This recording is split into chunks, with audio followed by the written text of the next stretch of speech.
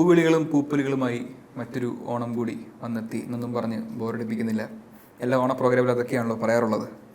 അതുകൊണ്ട് ആ ഓണ ക്ലീശകളൊക്കെ ഒഴിവാക്കി ഒരു ഫ്ലാറ്റിലിരുന്ന് പ്ലാസ്റ്റിക് പൂവിൻ്റെയൊക്കെ ബാക്ക് ഡ്രോപ്പിൽ ഓണത്തെപ്പറ്റി അല്ല പാട്ടിനെപ്പറ്റി സംസാരിക്കാൻ ഞാൻ ലിറിസിസ്റ്റ് വിനായക് ശശികുമാറാണ് എൻ്റെ കൂടെ ഉള്ളത്. Kailas Menon, music director. കൈലാസ് ചേട്ടാ, ഓണമായിട്ട് എന്തൊക്കെയുണ്ട് ഓണപ്രശ്നങ്ങൾ? ഇപ്പൊക്കെ എന്ത് ഓണം, നമ്മുടെയൊക്കെ കുട്ടിക്കാലത്തെ ഓണല്ലേ ഓണം. അതാണല്ലോ പഴയ ക്ലീഷേ ഡയലോഗ്. യെസ്, നമ്മൾ ആദ്യമേ വന്നപ്പോൾ പറഞ്ഞ കാര്യം അത് തന്നെയാണ്. നമുക്ക് എന്താ പറയുക, ഓണത്തെക്കുറിച്ച് കൂടുതൽ പറയുന്നതിനേക്കാൾ കൂടുതൽ നമുക്ക് പാട്ടുകളെ പറ്റിയും പാട്ടുകളുടെ വിശേഷങ്ങളെ പറ്റിയും സംസാരിക്കാവുന്നതാണ്. അതെ, ഇപ്പോൾ കറൻ്റ്ലി നമ്മുടെ ഹിറ്റുകളുടെ രാജകുമാരനായ വിനായക് ശശികുമാറിനോടൊപ്പം വേദി പങ്കിടാൻ കഴിഞ്ഞതിൽ എനിക്ക് ഒരുപാട് സന്തോഷം. തിരിച്ചൊന്നും പറയാൻ പറ്റുന്ന അവസ്ഥയായി പോയി. അതെ, എന്തുണ്ട് വിനായക് വിശേഷങ്ങൾ? ഫസ്റ്റ് ഓഫ് ഓൾ കൈലാസേട്ടാ, നമ്മൾ കുറേ വർക്ക് ചെയ്തിട്ടുണ്ടെങ്കിൽ ഇതുപോലെ ഇരുന്ന് സംസാരിക്കാൻ. അതെ അതെ അതെ, ആദ്യമായിട്ടാണ് ഞാനൊരു ആങ്കർ ഇല്ലാത്തൊരു പ്രോഗ്രാമിൽ അറ്റൻഡ് ചെയ്യുന്നത്. ഇതിലിപ്പോൾ നമ്മൾ ആരാണ് ആങ്കർ? രണ്ടുപേരും മൊത്തത്തിൽ ഒരു പാർട്ണർഷിപ്പ്, ക്രിക്കറ്റിലെ പാർട്ണർഷിപ്പ് ഒക്കെ പോലെ. അതെ, ഒരു ഫോറും ഒരു സിംഗിള്, അങ്ങനെ പോവാം. അതെ, നല്ല വിശേഷം. പാട്ടുകൾ എഴുതി മുമ്പോട്ട് പോയിക്കൊണ്ടിരിക്കുന്നു. കൈലാസേട്ടനും പാട്ടുകൾ ചെയ്ത് മുമ്പോട്ട് പോയിക്കൊണ്ടിരിക്കുന്നു. നമ്മൾ ഈവൻ കഴിഞ്ഞ ഒരാഴ്ച മുമ്പും കൂടെ ഒരു ചെറിയ വർക്കൊക്കെ ചെയ്തേ ഉള്ളൂ. ആദ്യമായിട്ട് ഞാനും വിനായക്കും ഒന്നിക്കുന്നത് വാശി എന്ന സിനിമയിലാണ്. അതെ, വാശിയിലത്തെ എല്ലാ പാട്ടുകളും വിനായക്കാണ് എഴുതിയത്. വാശിയുടെ സിനിമയുടെ ടൈറ്റിൽ ഉൾപ്പെടെ വിനായകന്റെ സജഷൻ ആയിരുന്നല്ലോ. അതെ, പക്ഷെ വിനായക് ശരിക്കും പറഞ്ഞു കഴിഞ്ഞാൽ ഫിലിം ഇൻഡസ്ട്രിയിൽ എന്നെക്കാളൊക്കെ ഒരുപാട് സീനിയറാണ് അല്ലേ. 2013 ഞാനും എൻ്റെ ആദ്യ മൂവി സ്റ്റാർട്ട് ചെയ്തത്. പക്ഷെ അത് അൺഫോർച്ചുനേറ്റ്ലി ഇറങ്ങിയില്ല. അപ്പോൾ എങ്ങനെയുണ്ട് ഇത്രയും കാലത്തെ യാത്ര? കുഴപ്പമില്ല, മൊത്തം ഭയങ്കര ഫീൽ ഗുഡ് സിനിമ പോലെ ആവുന്നൊക്കെ വിചാരിച്ചിട്ട് ഭയങ്കര സസ്പെൻസ് സിനിമ പോലെ. എന്താണ് ഇത്ര സസ്പെൻസ്? മൊത്തം ഞങ്ങൾ പുറത്തുനിന്ന് കാണുന്നവർക്ക് വിനായകന്റെ ലൈഫിൽ ഫീൽ ഗുഡ് ആയിട്ടാണ് പോയിക്കൊണ്ടിരിക്കുന്നത്. സിനിമയിലുള്ള അറിയാലോ എപ്പോഴാണ് എന്തൊക്കെ ട്വിസ്റ്റ് ഇട്ടാണ്. എന്നാലും പക്ഷെ ശരിക്കും പറഞ്ഞാൽ വിനായകന്റെ ഒരു ഗ്രോത്ത് ശരിക്കും ഒരുപാട് യങ്സ്റ്റേഴ്സിന് ഭയങ്കര ഇൻസ്പയറിംഗ് ആണ്. കാരണം സാധാരണ മ്യൂസിക് ഡയറക്ടേഴ്സും മ്യൂസീഷ്യൻസും ഒക്കെ യങ് ഏജിൽ വന്ന് പാട്ടുകളൊക്കെ ചെയ്ത് ഹിറ്റൊക്കെ ആവാറുണ്ട്. ലിറിസിസ്റ്റുകൾ പൊതുവെ കുറച്ച് വായിച്ച് അറിഞ്ഞ് എന്താ പറയുക, വിവരം വെച്ച് വരുമ്പോഴേക്കൊരു പ്രായമാകുമല്ലോ. വിനായക് പക്ഷേ വളരെ യങ് ഏജിൽ തന്നെ എഴുതി തുടങ്ങി. അതും വളരെ നല്ല പാട്ടുകൾ, ഒരുപാട് നല്ല പാട്ടുകൾ യങ് ഏജിൽ എഴുതാൻ കഴിഞ്ഞൊരു റൈറ്ററാണ് വിനായക്. അപ്പോൾ ആ ഒരു ജേണി അതാണ് നമുക്കറിയേണ്ടത്. ഈ വിവരം വെച്ച് വരാൻ വലിയ വെയിറ്റ് ചെയ്തില്ല. അങ്ങനെ തുടങ്ങിയല്ലേ? അതെ, വിവരം ഉണ്ടോ ഇല്ലയോ എന്ന് സ്വയം ചോദിക്കുന്നതിന് മുമ്പ് തന്നെ അവസരം ചോദിച്ചു തുടങ്ങി. അപ്പോൾ അങ്ങനെ കിട്ടിയ അവസരങ്ങളായിരുന്നു. പിന്നെ എഴുതി ആണ് ശരിക്കും ഞാനും പാട്ടെഴുതാൻ പരിശീലനം കിട്ടി. സിനിമയിൽ പാട്ടെഴുതിയാണ് പാട്ടെഴുതാൻ പഠിച്ചതെന്ന് വേണമെങ്കിൽ പറയാം. അങ്ങനെ ഇരിക്കുക ഇപ്പോൾ കൈലാസാറിന് അറിയാലോ, പല പാട്ടുകളും മ്യൂസിക്കാണ് ആദ്യം ഉണ്ടാകുന്നത്, എന്നിട്ട് ലിറിക്സ് വരുന്ന ഒരു 90%. അപ്പോൾ അങ്ങനെ പല മ്യൂസിക് ഡയറക്ടേഴ്സ് പെട്ട് വർക്ക് ചെയ്യുമ്പോൾ പല റൈറ്റിംഗ് സ്റ്റൈൽ, പല ട്യൂൺസ്, പല സിനിമകൾ. അപ്പോൾ അങ്ങനെ ഇന്ന് എഴുതുന്ന ഒരു പാട്ടായിരിക്കില്ല നാളെ എഴുതാൻ കിട്ടുന്നത്. നമ്മുടെ ഒരു കരിയറിൽ അങ്ങനെയാണല്ലോ. അപ്പോൾ അങ്ങനെ എഴുതി എന്തും എഴുതും എന്തും ചെയ്യും എന്നുള്ള അവസ്ഥയിൽ വല്ലഭന് പുല്ലുമായിരുന്നൊക്കെ പറഞ്ഞാൽ നമ്മൾ ഈ പറഞ്ഞ പോലെ ഒരുപാട് ഡിഫറെൻ്റ് ആയിട്ടുള്ള ലിറിസിസ്റ്റുകളുടെ കൂടെ വർക്ക് ചെയ്യുമ്പോൾ ഓരോരുത്തർക്കും ഓരോ സ്റ്റൈല് ഫീൽ ചെയ്യാറുണ്ട്. ഞാൻ ആദ്യമായി ഒരു സിനിമയ്ക്ക് മ്യൂസിക് ചെയ്യുന്നത് ശരിക്കും 2007 ആ സിനിമയും ഇറങ്ങിയില്ലായിരുന്നു അന്ന്. പക്ഷെ അതിൽ പാട്ട് എഴുതി ഗിരീഷ് പുത്തഞ്ചേരി സാറാണ്. അതെ, അപ്പോൾ ഇപ്പോൾ ഉള്ള മ്യൂസിക് ഡയറക്ടേഴ്സിൽ ഗിരീഷ് പുത്തഞ്ചേരിയുടെ വർക്ക് ചെയ്തു എന്ന് പറയാൻ പറ്റുന്ന അവസാന കണ്ണിയാണ്. അതെ, ആ എക്സ്പീരിയൻസിൽ നിന്ന് നമുക്ക് തുടങ്ങാം. തീർച്ചയായിട്ടും. കാര്യം അന്നെന്ന് വെച്ചാൽ എനിക്ക് 20 വയസ്സിൻ്റെ പ്രായമുള്ളൂ. അപ്പോൾ ചെന്നൈയിലത്തെ ഈരാളി ലോഡ്ജ് എന്ന് പറഞ്ഞൊരു സ്ഥലമുണ്ട്. എല്ലാ സിനിമാക്കാരും വന്ന് പാട്ട് എഴുതാനും ലൈക്ക് അവിടെ താമസിക്കുന്നൊരു സ്ഥലമാണ്. അപ്പം അന്ന് അങ്ങനെ അദ്ദേഹത്തെ വെച്ച് പാട്ട് എഴുതാനായിട്ട് ചെല്ലുന്നു. അദ്ദേഹം ഇങ്ങനെ കട്ടിലിൽ കിടക്കുന്നു. ഞാനാണെങ്കിൽ ചെറിയ പയ്യനാണല്ലോ. അപ്പോൾ പാടിക്കോ, ട്യൂൺ പാടിക്കോ എന്ന് പറഞ്ഞു. അപ്പം ഞാൻ അവിടെ നിന്ന് ഇങ്ങനെ ട്യൂൺ പാടുക. ഞാൻ ട്യൂൺ പാടുമ്പോൾ പുള്ളി ഒരു പേപ്പർ എടുത്ത് എന്തൊക്കെയോ എഴുതുന്നു. അപ്പം ഞാൻ വിചാരിച്ചു ട്യൂണിൽ കൊള്ളിക്കാൻ പറ്റുന്ന വാക്കുകൾ നോട്ട് ചെയ്ത് വെക്കാമെന്ന് കരുതി. അങ്ങനെയാണ് പൊതുവേ നമ്മൾ കാണാം. അപ്പം ട്യൂൺ പാടിക്കഴിഞ്ഞതും അദ്ദേഹം ഒരു ഒപ്പം കൂടി ഇട്ടൊരു ലിറിക്സ് മുഴുവൻ അങ്ങനെ തന്നു. ഒരു ഫുൾ സോങ്ങിൻ്റെ വരികൾ തന്നു. എനിക്ക് ഭയങ്കര അത്ഭുതമായി പോയി. കാരണം എങ്ങനെയാണ്, കാരണം ആ ട്യൂണിലെല്ലാ മീറ്ററും എല്ലാം പെർഫെക്റ്റ് ആണ്. അപ്പോൾ ശരിക്കും ഭയങ്കര അത്ഭുതപ്പെടുത്തുന്ന ഒരു എക്സ്പീരിയൻസ് ആയിരുന്നു. അവിടെ നിന്ന് പിന്നെ ഒരുപാട് നല്ല നല്ല ലിറിസിസ്റ്റുകളുടെ വർക്ക് ചെയ്യാൻ കഴിഞ്ഞു. MD രാജേന്ദ്രൻ സാറിൻ്റെ കൂടെ ഒരു 2 പ്രോജക്റ്റിൽ വർക്ക് ചെയ്തിരുന്നു. ഫിലിം തന്നെയായിരുന്നു. അദ്ദേഹം മറ്റൊരു എഴുത്ത് ശൈലിയുടെ ആളാണ്. ശരിക്കും എന്താണ് ഈ ഋതുഭേദ കൽപ്പന അല്ലെങ്കിൽ അങ്ങനത്തെ ഒരുപാട് വാക്കുകൾ ഇതെന്താണ് എന്ന് അത്ഭുതപ്പെട്ടിട്ടുള്ളത് അദ്ദേഹത്തിന്റെ എഴുത്ത് കണ്ടിട്ടാണ്. പക്ഷേ ശരിക്കും അണ്ടർ റേറ്റഡ് എന്നൊക്കെ നമുക്ക് പറയാം. എത്ര ബ്യൂട്ടിഫുൾ സോങ്സ് ആണ്. അപ്പം ഞാൻ അന്ന് ആ പ്രൊജക്ട് ചെയ്യുമ്പോൾ അതിന്റെ ഡയറക്ടർ ആൽബി ആയിരുന്നു. ആൽബി എന്നാണ് ഡയറക്ടറിന്റെ പേര്. അപ്പം ഞങ്ങൾ ഓരോ പാട്ട് എഴുതാൻ നേരത്ത് ആ പാട്ടിന്റെ മൂഡിന് ഏറ്റവും ചേരുന്ന ആളെ തപ്പിപ്പിടിച്ച് കണ്ടെത്തിയായിരുന്നു എഴുതിയിരുന്നത്. അപ്പം അന്ന് ഞങ്ങൾ ആ പാട്ട് എഴുതാൻ നേരത്ത് വളരെ റോയൽ ആയിട്ടുള്ള, വളരെ ക്ലാസി ആയിട്ടുള്ള, അങ്ങനെയൊക്കെ നമ്മൾ പറയില്ലേ, അതായത് എന്താ പറയുക, ഭയങ്കര പോയറ്റിക് ബ്യൂട്ടിയുള്ള വരികളുള്ള ഒരു റൈറ്റർ വേണമെന്ന്, അങ്ങനെയാണ് നമ്മൾ ശിശിരകാല മേഘമിഥുനം അങ്ങനെയൊക്കെ തപ്പിപ്പിടിച്ച് എം ഡി രാജേന്ദ്ര സാറിൻ്റെ അടുത്ത് പോകുന്നത്. അതുപോലെ വേറൊരു കോമഡി അതേ പ്രൊജക്റ്റിൽ തന്നെ ഭയങ്കര യൂത്ത്ഫുൾ, ഇത് സംഭവിക്കുന്നത് 2012 സമയത്ത്, ആ സമയത്ത് വളരെ യൂത്ത്ഫുൾ ആയിട്ടുള്ള, കേട്ട് കഴിഞ്ഞാൽ ഇപ്പോൾ ഒരു പയ്യൻ എഴുതിയ പോലത്തെ പാട്ട് വേണം എന്ന് പറഞ്ഞ് നമ്മളന്ന് ആമേനിൽ ഏതോ ഒരു ട്രാക്ക് കേട്ട് കൊള്ളാമെന്ന് തോന്നി തപ്പിപ്പിടിച്ച് വന്നപ്പോൾ കാവാലം നാരായണ പണിക്കർ സാർ. അതായത് അത്രയും ഏജ് ഉണ്ടായിട്ട് അദ്ദേഹത്തിന്റെ മൈൻഡ് സെറ്റ് അന്നും ഭയങ്കര ഒരു യൂത്ത്ഫുൾ മൈൻഡ് ആയിരുന്നു. അദ്ദേഹമായിട്ട് വർക്ക് ചെയ്തു. അതെ, പക്ഷെ ആ പാട്ടും ഇറങ്ങിയില്ല. അൺഫോർച്ചുനേറ്റ്ലി അതും ഇറങ്ങിയില്ല. ഇന്നും പെട്ടിയിലിരിക്കുക, എപ്പോഴെങ്കിലും ഇറക്കാം.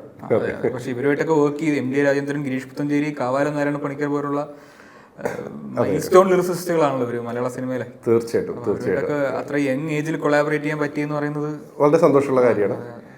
അതോടൊപ്പം പിന്നെ നമ്മുടെ ഇപ്പോഴത്തെ വിനായകന്റെ കൂടെ ഹിറ്റുകൾ എല്ലാ ലിറിസിസ്റ്റുകളുമായിട്ടും ഹരിനാരായണൻ, മനു മഞ്ജിത്തൊക്കെ എല്ലാവർക്കും ഞാനിപ്പോൾ ശ്രദ്ധിച്ചിട്ടുള്ള ഓരോരുത്തർക്കും ഓരോ ഡിസ്റ്റിങ് സ്റ്റൈലാണ്. ഞാൻ ഈ പറഞ്ഞു വന്നത് വേറൊന്നും കൊണ്ടല്ല, വിനായകന്റെ റൈറ്റിംഗ് സ്റ്റൈലിനെ പറ്റി അറിയാൻ വേണ്ടിയും എനിക്ക് മനസ്സിലായ കാര്യങ്ങളാണ്.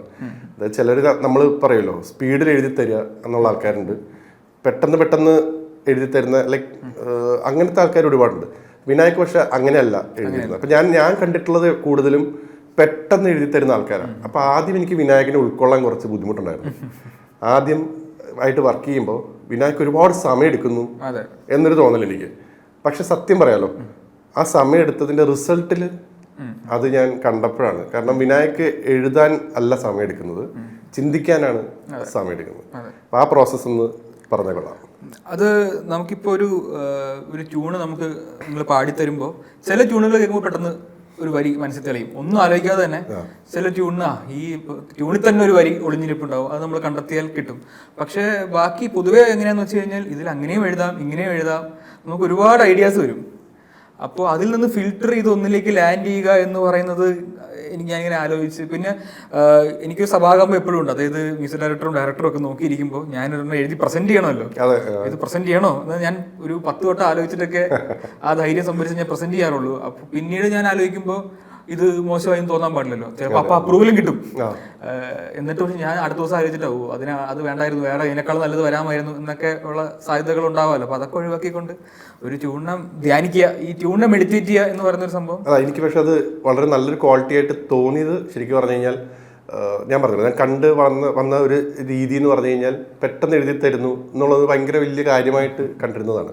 പക്ഷേ ഈ സമയമെടുത്ത് എഴുതുമ്പോൾ ഞാൻ മനസ്സിലാക്കിയെന്ന് വെച്ചാൽ ആ സിനിമയും ആ സിറ്റുവേഷനെയും കൃത്യമായി മനസ്സിലാക്കി ആ പാട്ട് ഹിറ്റ് ആവണം എന്നുള്ള ഒരു മൈൻഡ് സെറ്റിലൂടെ എഴുതുന്നു എന്ന് എനിക്ക് തോന്നിയിട്ടുണ്ട്. അതായത് വരികളിലെ ആദ്യത്തെ വാക്കുൾപ്പെടെ ഒരുപാട് ചിന്തിച്ച് കൃത്യമായൊരു വാക്ക് കണ്ടെത്തി അത് നമ്മളെ കേൾപ്പിക്കുക എന്നുള്ളൊരു ആ രീതി, അതെനിക്ക് കുറച്ച് വൈകിയാണെങ്കിലും ഞാനത് റിയലൈസ് ചെയ്തു. ഇന്നിപ്പോൾ ഞാൻ പല ഫിലിം മേക്കേഴ്സിൻ്റെ അടുത്ത് ഞാൻ പറയും, ഈവൻ ആഡ് ഫിലിം മേക്കേഴ്സിൻ്റെ അടുത്ത് ഞാൻ വിനായകൻ്റെ പേര് എപ്പോഴും സജസ്റ്റ് ചെയ്യും. കാരണം വേറെ ഒന്നുമല്ല, ഒന്ന് ഈസിലി കണക്ട് ചെയ്യാൻ പറ്റുന്ന വരികൾ, ആ ഒരു സിമ്പിളായിട്ട് എഴുതിക്കൊണ്ട് തന്നെ. നമ്മൾ മലയാളം ലാംഗ്വേജിൻ്റെ ഏറ്റവും വലിയൊരു പ്രശ്നമാണ് ശരിക്കും പറഞ്ഞു കഴിഞ്ഞാൽ, എളുപ്പമല്ല. ഒന്ന് അങ്ങോട്ട് പോയി കഴിഞ്ഞ് കഴിഞ്ഞാൽ ആൾക്കാർ പറയും അയ്യോ ക്രിഞ്ച് എന്ന് പറയും, ഒന്ന് ഇങ്ങോട്ട് പോയി കഴിഞ്ഞ് കഴിഞ്ഞാൽ ഇതെന്താ ഇത് പഴയ കാലത്തെ പാട്ടാണെന്ന് ചോദിക്കും. രണ്ടിൻ്റെ ഇടയിൽ നിർത്തി എഴുതുക എന്നുള്ളത് ഭയങ്കര ഒരു സ്കില്ലാണ്. ആ സ്കില്ലിൽ ഇപ്പം കറൻ്റ്ലി ഏറ്റവും നന്നായിട്ട് ചെയ്തുകൊണ്ടിരിക്കുന്ന, ഏറ്റവും നന്നായിട്ട് വരികൾ എഴുതുന്ന ഒരാൾ വിനായകാന്ന് ഞാൻ പറയും. Thank you. ഇത്രയൊക്കെ പറയും, സമയം എടുക്കുന്ന കാര്യത്തെ പറ്റി പറയുമ്പോഴും പറഞ്ഞു, എന്നെക്കൊണ്ട് 2 രീതിയിലും പണിയെടുപ്പിച്ചിട്ടുള്ള ഒരാളാണ് കൈലാസേട്ടൻ. ചില സമയത്ത് എന്നെ അവിടെ ഇരുത്തിയിട്ട് എഴുതി തീർത്തിട്ട് പോയാൽ മതി എന്ന രീതിക്ക് പറഞ്ഞിട്ട് എന്നെ കൊണ്ട് അപ്പോഴും ഓൺ ദ സ്പോട്ട് എഴുതിപ്പിച്ചിട്ടൊക്കെ ഉണ്ട്. അത് ടൈം ബൗണ്ടായിട്ട് നമ്മൾ പരസ്യചിത്രങ്ങളിൽ വർക്ക് ചെയ്തിട്ടുണ്ട്, സിനിമയിൽ വർക്ക് ചെയ്തിട്ടുണ്ട്. അപ്പോൾ ചിലത് പെട്ടെന്ന് ടൈം ബൗണ്ടായിട്ട് കണ്ടപ്പോൾ കൈലാസേട്ടൻ അങ്ങനെ പറയുന്നത് എനിക്ക് പിന്നീട് ആലോചിക്കുമ്പോൾ കൈലാസേട്ടൻ അങ്ങനെ പറഞ്ഞുകൊണ്ട് അത് അപ്പോൾ തന്നെ നല്ലൊരു സാധനം വന്നു എന്നും തോന്നിയിട്ടുണ്ട് കേട്ടോ. രണ്ടും സംഭവിച്ചിട്ടുണ്ട്, വച്ചുകൊണ്ടിരിക്കേണ്ട എന്ന് തോന്നിയിട്ടുണ്ട്. ക്ലയന്റിന്റെ ആവശ്യവും കൂടെ ആണല്ലോ. ആ സമയത്ത് കൊടുക്കാൻ പറ്റിയില്ലെങ്കിൽ പിന്നെ കൊടുത്തിട്ട് കാര്യമില്ല. അപ്പോൾ അങ്ങനെയും അത്രമാത്രം ആഡ്സും ഹിറ്റ് ആയിട്ടുള്ള ആഡ്സും ചെയ്തിട്ടുള്ള ആളായതുകൊണ്ട് രണ്ട് രീതിയിലും കൈലാസണ്ട് വർക്ക് ചെയ്യാൻ പറ്റും. അപ്പൊ എനിക്ക് മറ്റേത് ശീലിച്ച് വരുന്നേ ഉള്ളൂ, പെട്ടെന്ന് സാധനം ചെയ്യുക എന്നുള്ളത്. എനിക്ക് അങ്ങനെ ഒരു നിമിഷ കവി ടാഗൊന്നുമില്ല. കവി ടാഗേ ഞാൻ ആഗ്രഹിക്കുന്നു. ശരിക്കും ഞാനും അങ്ങനെ നിമിഷകവി ആവണമെന്നോ ചില സിംഗേഴ്സ്, ചില ആൾക്കാർ പറയും. ഞാൻ പണ്ടൊരിക്കൽ കാർത്തിക് എന്ന സിംഗറിനോട് വർക്ക് ചെയ്തപ്പോൾ കാർത്തിക് എൻ്റെ അടുത്ത് പറഞ്ഞിട്ടുള്ള ഒരു കാര്യമാണ്, ഒരു പാട്ട് 1 മണിക്കൂറിൽ എനിക്ക് പാടാൻ പറ്റിയില്ല എന്നുണ്ടെങ്കിൽ ആ പാട്ട് എനിക്ക് വിധിച്ചിട്ടുള്ളതല്ല എന്നാണ് എൻ്റെ ഒരു കാഴ്ചപ്പാടെന്ന് കാർത്തിക് പറയും. അപ്പം അന്നത് കേട്ടപ്പോൾ ഞാൻ ജീവിതത്തിൽ ഭയങ്കര കാഴ്ചപ്പാടാണല്ലോ എന്ന് കരുതി.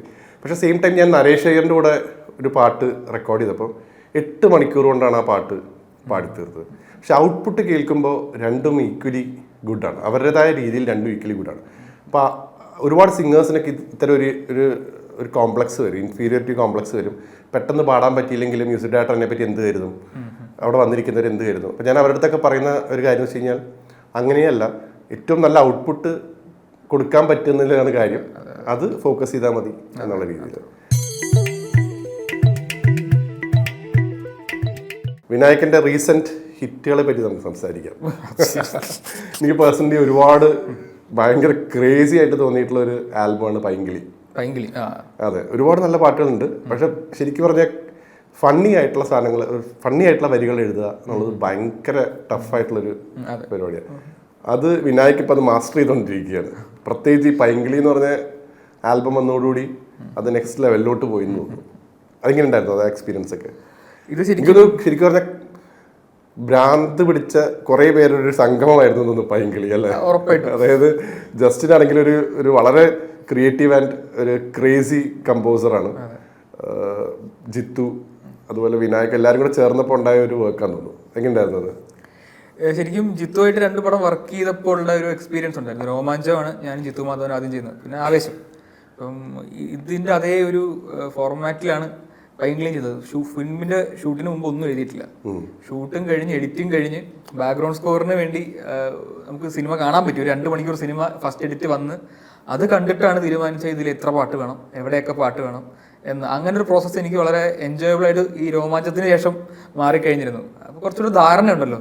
ശരിക്ക് നല്ല കാര്യമല്ല, നല്ല കാര്യമാണ്. ഫിലിം കിട്ടിക്കഴിയാൽ ഒരുപാട് ഫ്രീഡം കിട്ടില്ല.